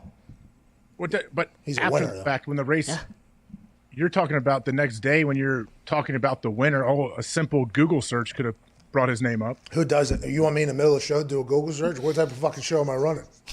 I mean, you've read, Jeremy Piven texted me, like you've done that in the middle of the show. Jeremy Piven has texted me in the past, and it is always interesting whenever his name pops up on the phone, for sure. But I've never done that on the show. How would I know that then? That he's texted me? Yeah, that you've mentioned him like during the show. Because he's been on the show. He's been on the show. Jeremy Piven's been on the show. Oh yeah, was he doing stand up in Indy and he came on? For real? Yes, he was doing his one-man show and he came on. There's Mitch McConnell, Daytona 500 winner. Boy, by the way. Mitchie. Jesus, we got everybody coming after us. Wait, that's not real? By us, I mean me, by the way. I'll take the shrapnel, boys, because it's my mouth normally saying the things that are offending people. So I'll do what I have to do out here. You're not really offending people. Raiders Nation. So I watched comedians in cars getting coffee with Jerry and Steve Harvey last night. And Steve Harvey, they talked about him having to come out and apologize for something that he said or whatever.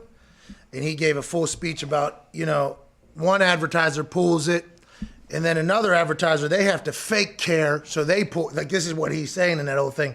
And it is interesting, the people that were tweeting me the last couple of days, I wonder if they genuinely care or not. And that's an intriguing thing to think about with every single tweet that you see on the air. Mm-hmm. Do these people actually care or not? And it feels like there was some that were genuinely upset about what I said and mostly what Connor said. So I'm taking a beating for what Connor said. But, hey, I'll do it every single day, pal. Because, you hit some, too. Mm-hmm. You hit some homers. Well, you hit a lot of homers over there. You're going to swing. You do take swings and some hacks and everything like that. But you hit a large percentage of the time. This particular time, you might have hit. We don't know. The future will tell what is right or what is wrong. But you did potentially offend an entire fan base that loves a sector of a fan base that has been attacking the shit out of me. I know. I wish I saw that so I could go to bat. What I say that he's had a hell of a career as a starting career. Yeah. And he has. Sounds like a compliment. Yeah, also, I don't know why everyone's so upset. Guy's had hell of a starting career. It's like, why is your head coach shopping him then if he's so damn good? Whoa. Well, also, who gives a shit? He's wearing a Patriots hat. It's not like he's fucking, Legit. I got a Colts fucking ball right in front of me. Come on. Man. The hefty lefty. Comes with territory, boys. Comes with the territory. Apologize, by the way. And this offseason is we're only dealing with rumors and bullshit. I feel like it's probably going to happen a lot. We got to just kind of buckle up in here. You know what I mean? Like AJ going down a hill on his Z-turn. We got it out. But think about how many opinions you have, Pat, on everything that you see. And then, why does the opinion of one person affect you so much? Who, this? It wasn't one person, dude. Not just you. No. I'm not saying you specifically. I'm saying just I was humans getting in attacked general. by a bunch of people. I was getting a lot of tweets. I'm like, but still, each person, it's just that person's thought. I don't feel like my opinions matter or care, in the grand scheme of anything. Me neither, by the way. And that's why I think I continue to say this show stinks, because I want people to know, hey, I don't understand why this particular show is a platform the way it is, but I want to. Here's a way to look at it that we're looking at it. Not necessarily right. Normally right. That's why a lot of people watch and listen. But we're not saying that. We're just saying, hey, the numbers kind of speak for themselves, but we don't think you should listen anyways. AJ? I like that. Keep the expectations low. And just real.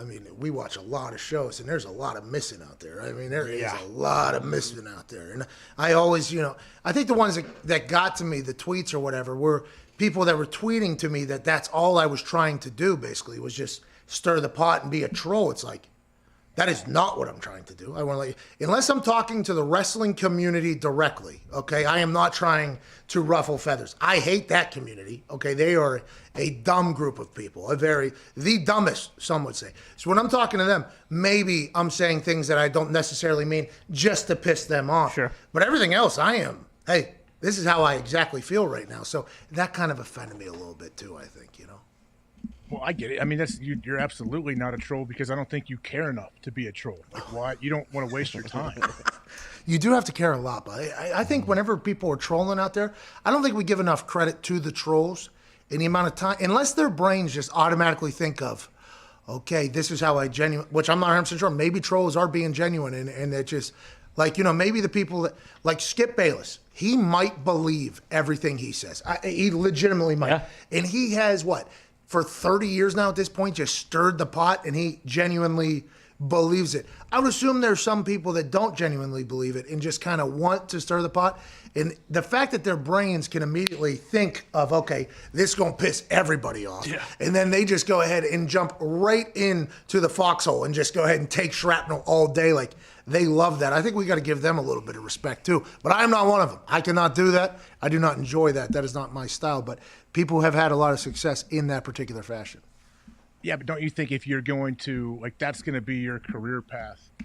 I mean, you can't just, it's not going to be something that you take the opposite side on. I'm guessing there's some truth to everything that you put out there. Like, hey, maybe, like, I could view it this way. Like, and you might just exaggerate it a little bit, but I can't believe it's like a complete departure from who you are. Yeah, you're right. You're probably thinking you think the people that are professional shit stirrers, they see how somebody could feel and run with it as opposed to how they feel, or you're saying that you think there's a little bit of truth in the feelings of all the trolls? I think there has to be a little bit of truth in those debate classes. You ever seen those debate classes? I would normally believe you until I walked into, it was a debate class, I think at West Virginia. I walked in. I think somebody, I forget how I ended up in it, but they were teaching it, and maybe the only class I went to that entire semester. I was not a member. I was not a student in that thing. I was just kind of watching it. Watching these people just go to bat for something they believed nothing. There's no way. That really kind of opened my eyes. I was like, oh man, you can really have some passion for shit you do not believe in at all. I think there's some of that, but you're right. I do believe there's probably a little bit of feeling towards something too. That's how they begin their passion in the whole thing. Yeah, I would think that has to be how you at least break in, or you're doing like some other kind of route, and you dabble into the trolling industry, and you dabble, and then you start building a following, and then you get that following, and then you find a way to monetize it, and then that becomes who you are. Like, I'm giving that person respect. I think that's however you do it, man. Do whatever you want. Skip got broken off, right, when he went over to Fox. Oh, yeah. Fox paid him. He's on every morning, by the way. He's all over the internet still to this day. A man that everybody goes after him for averaging 0.9 points or whatever per game or whatever. It's like that guy has had an impact on sports for like 30 years now at this point at a very high level. It's like, he's got to be doing something right over there. I mean, you love to smack him in the mouth every once in a while. Yeah, sure. I mean, I told him that a couple of times on Twitter when he was talking shit about kickers, still does that. We're past it now. You know, we've kind of got past it because now I'm at the point where it's like, I respect what he's doing over there. But, you know, he made some comments about how I feed my family back in the day. It's like, hey, what? I work my ass off, pal, right? He goes after kickers and punters, and I'm like, hey, you keep putting makeup on television, okay, and going in there, and I'll just fucking get off our backs. And then he just continued to bear. Nothing I said didn't change anything, so it was like, all right, well, I'm going to stop doing this, I guess. Yeah. And now it's just become to a point where I'm just like, I cannot wait to see how Skip flips this into something terrible, and he does. All the time. Somehow he does, and it's like that guy is a wizard with his thoughts, unless he genuinely feels that way towards everything, which could be true. Shannon Sharp stirred the pot with the internet a little bit yesterday with what he said about Johnny Manziel. He talked about how, there was such a incredible amount of expectation and hype around Johnny football whenever he came out of college after winning the Heisman as a freshman and kind of doing this whole thing, taking over the SEC, being an absolute beast, first round draft pick and everything like that. And then it all kind of spiraled out of control. And I think Johnny, at this point, has been pretty open about all the mistakes he's made and how he feels like he probably could have done a lot of things better. Now he's playing in the fan-crazed football league. Mm-hmm. He didn't have his greatest game. He actually came out and said, I'm washed. I'm kind of past. This is kind of something and Shannon said that people are laughing at him in this long explanation as opposed to with him.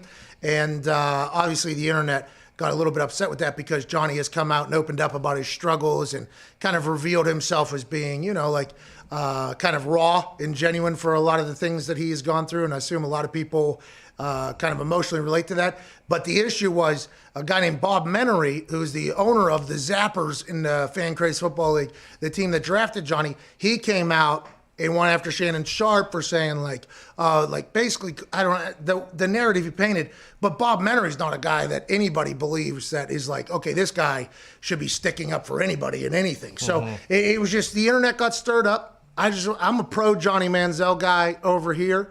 I think what he's been through is something a lot of people can hopefully learn from in the future. But he definitely did not live up to what everybody thought he was going to be. He's definitely in that conversation of guy that didn't make it to where we all thought and hoped he would go to. Well, don't you think we're like everyone is way past laughing like at Johnny Manziel? I feel like everyone has empathy for him and his situation and the struggles he's gone through. I feel like we've already like come through all that. He's in a weird spot. I don't know. The win or lose, we booze thing. Like, yeah, I mean that doesn't help. yeah. Yeah. Yeah, but that's a Zappers, baby. That's right. That's a Zappers, dude. Fuck's a zapper. Fucking zippies and zappies. I mean, Bob Mettery's a shitbag titty fucker. All right. Okay. All right. But that is interesting, though, right? Because everyone's talking about that stuff, and that's like the whole thing with their team is like getting fucked up. And Yeah, I think Johnny knows that. yeah, but it's interesting. So that's why it's like, well, why the hell would anyone feel sorry for him? Yeah. I think he's at a good point in his life or whatever. Yeah. Absolutely. By the way, pretty good impression right there. Thank you. Damn good. Pretty good impression right there. Very good. Hey, quick question for the boys or you. Yeah. Darren Ravel and his Twitter account. What is that? Like when he posts a picture of him running a 40 and popping his hand, like That's are we genuine. serious? That's genuine, I think, out of him. And by the way, when he signed with the Action Network, which was 2 years ago, 3 years ago, 2 years ago, I think, maybe a year and a half, people were questioning the Action Network signing him from ESPN. And Darren Ravel was very open with saying that the Action Network just received a 2 million person platform. It's a great deal for the Action Network. That was 2 years ago. The current standings for Darren Ravel's media following on Twitter, $2.2 million? No, just 2 million. Just 2 million subscribers. So he has had the same amount of people follow him for 2 years at this point, which is impressive. I've been a person that has followed him for the last 2 years. Darren Ravel is in his own category of content. You know what Darren Ravel content is. You don't necessarily love it or need it. You just like, oh, that's Darren Ravel. But what a niche.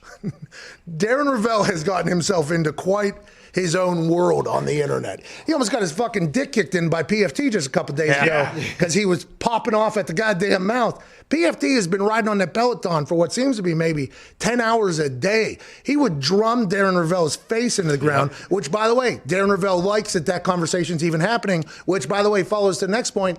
That's what Darren Ravel content is. And none of us understand it. None of us know why it is, but it is what it is in this particular world. Well, that's what, like, you look at all the comments underneath all of his posts. Like, people will hate watch TV shows. I don't feel like very many people like hate follow someone on Twitter, but I think he has a lot of that. A lot. Where it's just like anytime he posts something, it's just like, people just going at him nonstop for pages on pages on pages. Where did we see? We saw him at the Astros game.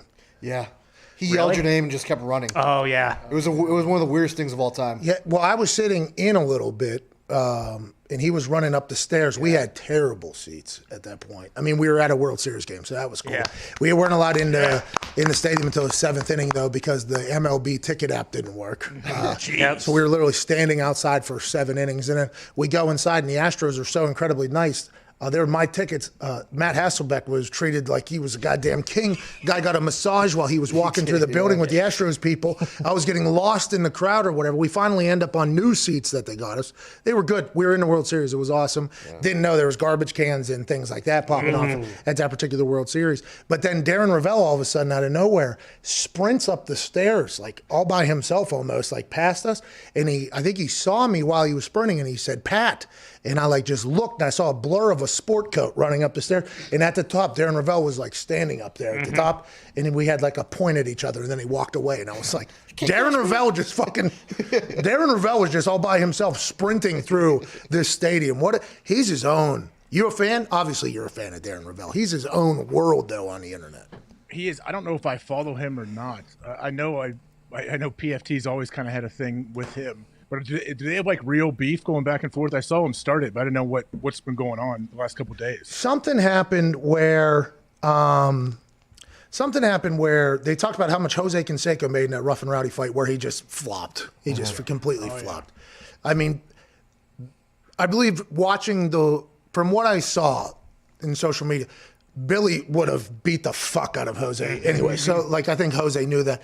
Then the numbers came out for how many buys it had, how much money Jose made. And then I believe Darren go ahead and throws himself into it, because that's Darren Ravel content, by the way, throwing himself into something that nobody would understand why Darren Ravel's in it. But then he's in there, and it's like, that makes sense. It's Darren Ravel. So then he talked about the money, I think. And then PFT was like, okay, let's do it. And then there was the back off thing. But I would have enjoyed seeing that. Oh. I think the world would have enjoyed seeing that. Absolutely. I mean, he wouldn't have had to take the sunglasses off, by the way. No. Sunglasses would have been no problem at all. Ravel is the least athletic human, but there's another human, just like Skip. Least athletic human, maybe on the internet at this point. Massive in the sports world. So good for him, I guess, right? Yeah, and his big thing this morning was Good for him. Watson over Mahomes. Who? Skippy. Skip? Oh, yeah. Skip.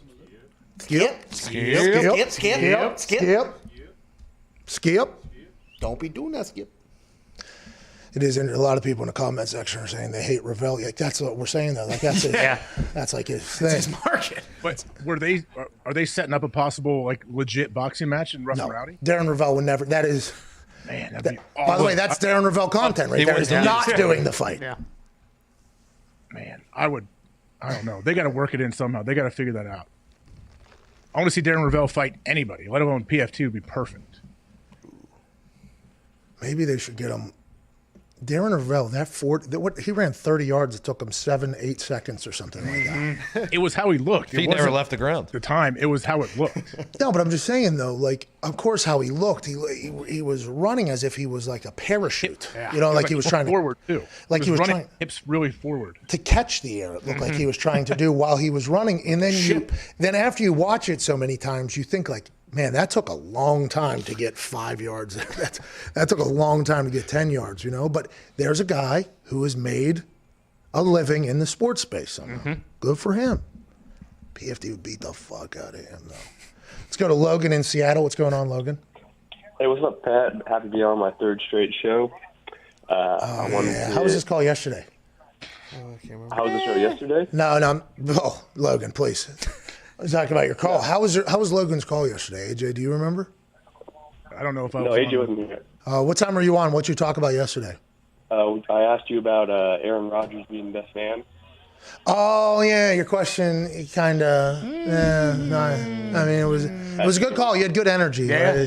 The subject matter, okay. I mean, it didn't lead to that great of a convo, but I think today you're probably going to have a home run. I think you're going to hit it out of the park, Logan. What do you want to talk about? No. Swing and a miss. No, Logan. Cannot compute. No. Froze. It's a bummer. Did I do that? Broke his brain. Is that me? Is that my fault? No. It's his third. Look at him. He's trying to catch the air. I've never, like... That's like, he went like 7 yards. That's what I'm saying, though. I just don't understand it. But I love it. He sold out for it, which, by the way, Darren Ravel content. I got one that he did on a longer football field of a 40 where it was a 6.41 40. Can an infant baby beat him? In a fight? No, in a race and a fight, I guess. Yeah, like when they do those baby races at basketball courts. I would assume if you had one of those babies really determined for some snack or something, he could probably get scooting out of Probably. Oh, number one in the world, maybe. Yeah, number one baby scooter. Yeah. Probably. Let's go to Jack in Massachusetts. What's going on, Jack? What is going on, Pat? Hey, Jack, I hate to break this to you because you're up there in New England, but we've been talking a lot off air. Really feels like the glory days of the football team up there are long gone, pal. Hold the line, Jack. Listen, first of all, huge Ohio State fan. Fuck guys are hot in basketball right now. Love you, AJ. Shout out to all the boys. Thank you, Mitt, for finally answering my call. Thank you, Mitt. I think it's kind of forced you didn't do that on purpose. Listen, it is very scary Mitt. about the past, man. Like, I don't know. It might be another 15 years till we make the playoffs again, but... Hey. Wow. Legit. That's a legit... It might be the same case as the Browns. Who knows? But, I mean, we got 6, and that's good enough. Foxy. Thank you, Jack, for your call in Massachusetts. Careful back there, Fox. Are you saying sell the team, Foxy? I'm just saying, like, I was born a Detroit Lions fan, so my entire life, I know what it's like to stink. These Patriots fans, I don't know if they're going to be able to take it. God, you go from high times, celebration, living good. Rick Ross is rapping about us. Absolutely. Here we go. Let's live this thing. Hey, season doesn't start till the playoffs. Season does 20 years of that. By the way, unbelievable times to be alive, I'd assume. They might talk about the glory days. Glory days. They might talk about that down the road, about what it used to be like. You might have to tell your kids about what it used to be like whenever Tommy Foxborough was still Tommy fucking Foxborough. Yeah. Well, hey, the most disappointing thing probably for some Patriots fans, older ones especially, if they have young kids and their kids' version of Tom Brady is him at the boat parade as a Tampa Bay Buccaneer with a Super Bowl trophy. Oh, it's lit. Can you buy me a Tom Brady Bucs jersey? Oh, no. Because he is going to be only seen in Buccaneers jerseys. Oh, yeah. Yeah. Damn. It is what it is. Hey, thanks for you and SeatGeek sending me to the last Super Bowl. At least I got to see it. That was awesome. Hey, what about McDaniels? Like, does he want to get a head gig as soon as possible and get out of there? Lombardi, who I think does know McDaniels, was acting as if, he potentially did want that Eagles gig or whatever. Now, I'm not 100% sure if he was saying that as a pundit or insider there, but it did feel like he got into the head coaching search race late, right, this year. I don't know if he was expecting to get in, didn't want to get in, or nobody was asking about him. I would assume at some point he might have to scratch that itch again if they continue to lose up there. But is McDaniels a good head coach? We don't know. But he was in very, very high demand. I think he still is in demand. But how much longer is he in demand if the Patriots continue and they don't play well next year offensively? He was going to be the Colts head coach. And Yeah. he said, get me out of here. Why'd he turn the plane around, Connor? Is it because he was told that he'd get the keys after Bill leaves? Is that why? And he thought him and Tom would be able to just ride this thing into the sunset up there in New England. But now that there's a younger Belichick and a Bill potentially saying 70 is a lot younger than I thought it was whenever I said I didn't want to coach till past I was 70, maybe he just stares down an opportunity that's never going to come, a carrot that he's chasing and has been chasing, and maybe he does want to get out of there. But do people still want Josh McDaniels? Will McDaniels still remain a hot head coaching candidate if they have another year where the quarterback throws 8 touchdowns? That's right. Will that happen? What do you think? Also, let's say Bill decides after next year to retire, which I don't think he will, and they don't play well offensively. And they're saying, and Bill wants to give it to McDaniels. Could you see some backlash from Patriots fans saying, like, no, we want something new? No, these Patriots fans, if Bill says it, all good. Oh, yeah. All good. That's right. At this particular point. Now, if it goes 5-6 years, there might become something if they don't have success. Now, listen, we do have to give credit where credit is due. Bill Belichick is a great head coach. Bill Belichick had the greatest dynasty in the history of all time. Who knows how his GM ability will be going forward and judged. But if he can't build another team, people will talk about how Tom was the reason the entire time. Look for Bill to be pretty motivated to get a successful team again. Yeah. But what if they don't? Oh, what if they stink forever? Oh, especially with that Miami team, the Buffalo team. Oh, yeah. Oh. Jets potentially turning things Bob around. Saleh. Yeah. Oh, they might get Deshaun over there. Yeah. Oh, my God. You're right, Foxy. That fall would have to stink, but at least they saw the mountaintop. Yeah, exactly. Which right. is why they're me. I never won a Super Bowl. I mean, the Steelers, where I grew up, a lot. So I could just act like I claim that. You know what I mean? I could, like everybody in this room does. But I'm not going to do that because I didn't. But to see the top of the mountain and then fall completely off it, I'll be intrigued to see how New England handles this. Hey, well, once you're at the top, the only way to go is bottom. You know, you can't be up there forever. But Tommy Kern has said that his sources are telling him the Patriots will be uncharacteristically aggressive in the offseason. So let's see. And for McDaniels becoming a head coach, you know, let's give Bieniemy a shot before we give McDaniels another one. You're right. Know? Yeah, you're right. Sleeping at the top, Well nightmares of the bottom. Everybody. That's Lil Wayne back whenever he was just on all the drugs. Just incredible words coming out of his mouth. Poetry. He was an Uzi of just war. What is this gonna? Does any of it make sense? No, but it makes you go, oh, clever. Like Eminem currently is. All right, I think it's time. Oh, Vincent Jackson. I wanted to wait until you were on to do this, and yesterday, while I was driving home in the middle of a blizzard, I got home. Can't be on your phone, obviously, when you're driving ever, okay? Don't do that. But especially when you're in the middle of a blizzard actually happening with no roads plowed or anything like that. I get home, you get on I get on the phone and you see Vincent Jackson had passed away. I was like, oh, it had to be a different Vincent Jackson. Vincent Jackson was just in the NFL not that long ago. I mean, you're talking about a stud player, big name player, a person who in the San Diego community and the Tampa Bay community, they said was incredible off the field as well. Not only a captain and an incredible wide receiver, but also an incredible man in the community. To hear that he was found in a hotel was incredibly sad. T's and P's to everybody involved down there. I'm not sure it has come out what happened. He had allegedly been staying in the hotel at this point for almost a month. So the story, I assume, will get out at some point. But rest in peace to an incredible player. T's and P's to everybody involved. It seems to be happening way too much at this point, AJ. I absolutely hate it. It's the worst part about this whole life thing is the death thing. And I would have never guessed Vincent Jackson would be somebody we'd be referring to about passing away anywhere near February 16th, 2021. Oh, yeah. I mean, I was obviously shocked when I heard it. I mean, I'm 37. He's 38. Like, it's so young for that to happen. Then when you hear that he was staying in the hotel for a month, and then the cops came to do like a checkup just to make sure he was all right a couple days before he was found dead. The 10th. That's terrible. Yeah. What's crazy is going back and seeing that didn't he win Man of the Year like 4 years in a row or something? Like, he just seemed to do everything right. So I mean, I feel terrible for his family and whatever. I don't know what happened, but yeah, you're right. I had a buddy text me that I played with in college, and he played in the league a little while. He's like, yeah, man, this is brutal. Like, another guy. Like, it seems like it's happening. It's too consistent, I guess, for a lot, just professional athletes and professional sports in general.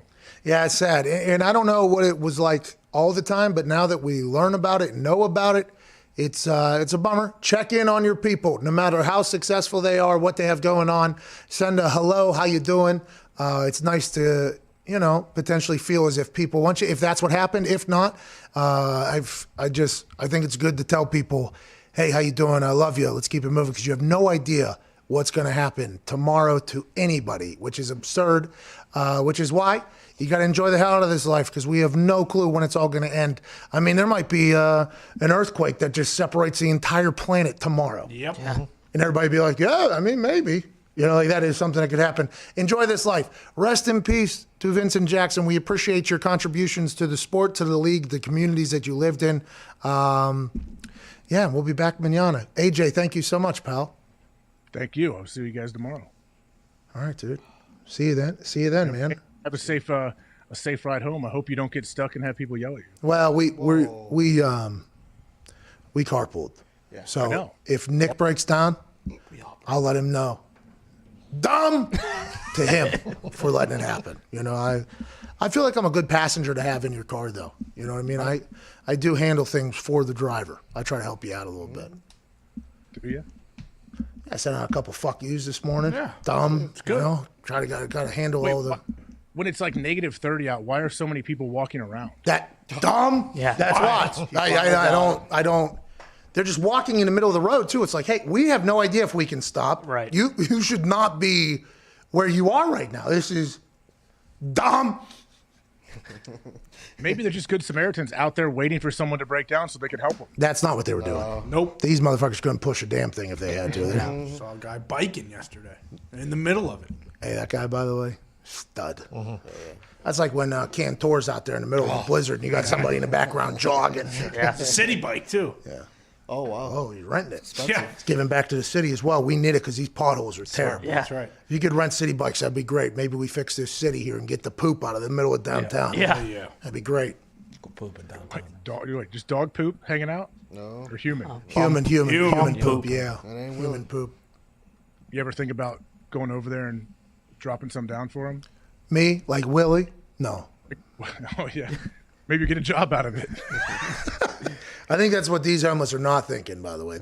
The particular bums that are in our city they're the type that show up and say, hey, we hate this place.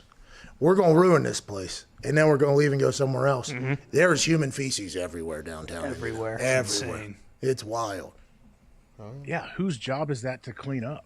People would say probably the mayor, potentially. The mayor kind of opened the place up, basically. He was like, hey, come on, do what you got to do. But I'd assume at some point he would turn. And to be fair to the homeless, if they're living in Indy right now through this, I mean, that's enough punishment for them just dookying all over our town. Sure seems like they're just hoping that, you leave it out there long enough, the homeless will just end up eating it. That'll be the end of it. Ty is on a roll today. How long do they have to wait to eat it, that Ty? Well, right now it's icy cold, so you can buy like a microwave or something. Oh, it could double as a popsicle, though. No, that's the thing about it. Poop popsicle. Yeah. Right. Bro, it was negative 17 at some It's point so today, dude. goddamn cold. So this office is freezing, absolutely freezing in here. Are you having rolling blackouts like Texas? No, but T's and P's everybody down there in Texas too. Mm-hmm. I saw a truck slide sideways down a hill. I think it was in Nashville. That was nuts. It was like it was on a moving sidewalk. Did you see that video? I've never seen. Backed it out. All right, I'm gonna go to work today, and then all of a sudden, just you hear it squealing down, and it just slides out of camera. It just came and went out of there. I wonder how that ended. Hope that truck's okay. But that goes to the point that we were trying to tell you yesterday. ICE does not care what you're driving. Okay, that truck that guy was in, probably a 4-wheel drive. Oh, yeah. If I had to guess. It did not matter on that black ice, pal. Yeah, it doesn't. Believe me, I've seen that. I've fallen down many times today, already plowing to try to get my driveway at least clear so someone could get in and out. Ice everywhere. You slipped and fell out there? Yeah, you should see, get your zero turn out, go try to plow something, or just try to drive like it just starts spinning on that ice underneath all the snow. And so then I got to get out, try to lift the back end when it's 7,000 pounds and move it. Then you slip and fall. It's like a movie. You get up and look around to see if any of the neighbors saw you. You have neighbors? There's no way. Yep, I do. No. Like 4 miles away. You work too hard to have neighbors out there, pal. You ain't got no I neighbors. have neighbors. I don't live out in the country. Who are your neighbors? Well, one is my sister-in-law and brother-in-law. Oh, so you guys got a compound out there. And the others, no. Wasn't Epstein's guys compound out near you? Yeah, Epstein had that mansion, right? Is that a neighbor? Did he see you ice skating? was down the street. You're talking Les Wexner. That's New Albany. That's like 30 minutes from me. Yeah, the driveway is like 30 minutes. Yeah, I've seen the documentary. That's right down the road from you. You seem to know an awful lot about her, Hawk. About who? About where it is. You said her? No, Hawk. He seems to know an awful lot about it. Oh, you're talking about the Epstein castle? Yeah. Yeah, him and Leslie. Nothing with Epstein. I'm talking Les Wexner. I know they have weird connections, but yeah, I've tried to look at the Les Wexner castle. You can't even get near it. You try to drive around it, you can't even get a glimpse of it. Yeah, that's They that's opened the because. gate for you. How do you know they have connections? Let's get out of here, huh? Show's over. Show's dead. Watch the documentary, Connor. Feels like you were in the Read a documentary, book, AJ. dude. Was your house in that drone shot of that castle? Was your house in that drone shot that they had in that dock? I'm nowhere near there, but if I was involved, Connor, what would my role be?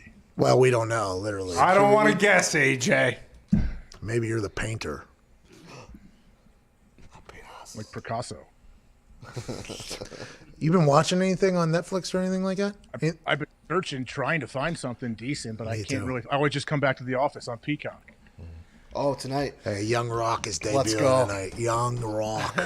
$7, dude. $7 production out there. Try Breaking Bad. It's Young Rock's life, but in a sitcom.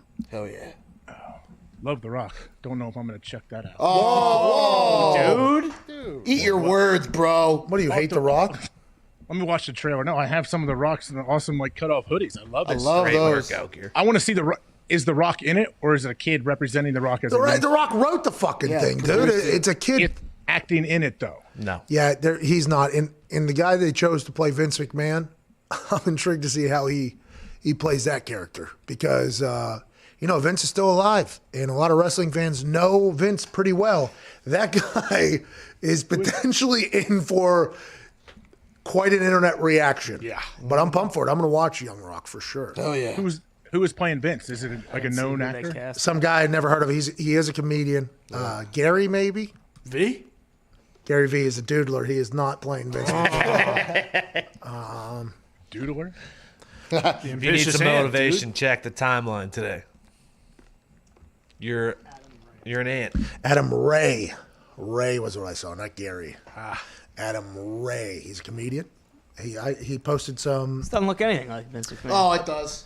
young Vince McMahon. Have a little respect. But also, Vince would never wear a suit to fit that way. And Vince was also like a bodybuilder for a long time. I don't know if that. But is he going to have the fire that Vince McMahon is going to have? If this guy does, by the way, he might win a goddamn Emmy if this guy is really Vince McMahon. What do you have, Mike? I'm curious to see where this guy's going to come from, like you said, with that Vince fire, because there's no one on earth that can even match an eighth of what Vince carries in him. And I think Vince is going to be upset looking at this guy and be like, who the fuck is this schlub that Rock picked to play me? This is who they casted? God damn it, what the fuck is this? That's going to be a tough gig. That guy probably not a wrestling fan whenever they offered that gig to him. That would be one that you would think about being like, nah, I'm not going to be Vince McMahon. I don't think that's the right play here. It's going to be scrutinized. The Vince McMahon character is going to be scrutinized. He wasn't mean enough, didn't have enough, wasn't as savage enough. Maybe that is not, or maybe the guy, by the way, wins an Emmy because he's Vince McMahon. Maybe he is Vince McMahon in that entire thing. Maybe the show's going to stink. No, there's a massive chance that it blows. No, it won't. Not with Dwayne Johnson involved. Not with Dwayne. What network is this on? NBC Peacock, dude. Peacock, baby. It's going to be tough to do Vince, too, when they have to follow all the protocols and they can't cuss, they can't do anything really, like the subject matter. No, early 80s Vince was very, very wholesome, but like, around the time period that he's supposed to play. Very, very wholesome. He was a host. He was a play-by-play guy of the show, but I assume this is not just on-air Vince that's potentially going to be appearing out here. I wonder if him and Jim Ross are going to have that $7 conversation at a diner for this entire thing. I did see a preview where like The Rock's driving around and a crackhead wakes up in the back seat. yeah. I mean, it's played for comedic purposes, but That's pretty sweet. I mean, this might be, maybe they are dropping F-bombs on Young Rock. You think that crackhead brags about being in The Rock's back seat for a little bit? I was riding around with The Rock a little bit. No, he's probably passed away at this point. Yeah, that guy smoked himself to death for sure. Well, that's a shame. Rest in peace to him. I didn't want to do this again, but rest in peace to that crackhead. The Andre the Giant is in it. Macho Man Randy Savage is in it. Okay. Here we go. All these people are being portrayed by actors. Oh, yeah. That's gonna be the best part about the show is seeing what they're like. By the way, that's us prepping the show for what we are looking forward to. I assume the story is going to be great. Look where he is now, right? The guy's about to be, he's the most famous dude on earth. He's about to be president probably in this whole thing. But it is going to be, I'm intrigued to hear how these different characters are in The Rock's life and how it's going to be. So good. Andre the Giant, that guy used to just delete beers. Yeah, They better who's have playing him? Big Show? Whoa. Like, how do you cast these? These aren't normal Matthew sized Willig. people. Matthew Willig is playing Andre the Giant. How tall is he in real life? That's the answer here. He'll put that boots on that they put on that one Italian guy. Yeah. 6'8". Oh, That yeah, one He's 6'8" in real Italian, life. that one Italian guy. Jesus. Issues? Shiny shoes. I assume the actor who played Baum in Centennial Park will probably be one of the wrestlers at some point. Come on. Jake the Snake. He's like 6'8", 400 pounds. This guy's 6'8" as well, playing him. He'll probably put him on some of those shoes. Though. Who's he? The guy, Matt Wahlberg, or whatever his name is. Wahlberg. No. Mark Wahlberg is playing Andre the Giant. No, this guy's 6'8". What's his name? Matthew Willig. Matthew Willig. Have a little fucking respect for the guy. No, I thought trying to Tony make a just said breakthrough. Wahlberg. Stop, dude. We have the Iron Sheik. Oh, Matthew Willig Warren was Sapp. Matthew Willig has been in Warren a lot. Sapp is the Iron Sheik? No, Warren Sapp's part of the story because the Rock started in front of him. Matt Willig played 14 years in the NFL. What? Is Let's Mongo go, in Matt. it? Is Mongo McMichael playing? Oh, my Come God. on. Please. If only. Himself. I'm in if he does. Matt Willig's always the character where like the main actor like turns around and runs into a big henchman and he looks up. That's him. Oh, that's a good That gig. is him. By the way, that's a good gig to have. That's a good gig to get because paid there's only off. a certain amount of those humans out there. It's true. You should get AJ or Stipe in there. Oh, he was One Eye from We're the Millers. Oh, really? That's a good movie, by the way. Oh, I know that guy. All right, this is what we're going to do, okay? Here's the bush. Here's you. Here's me.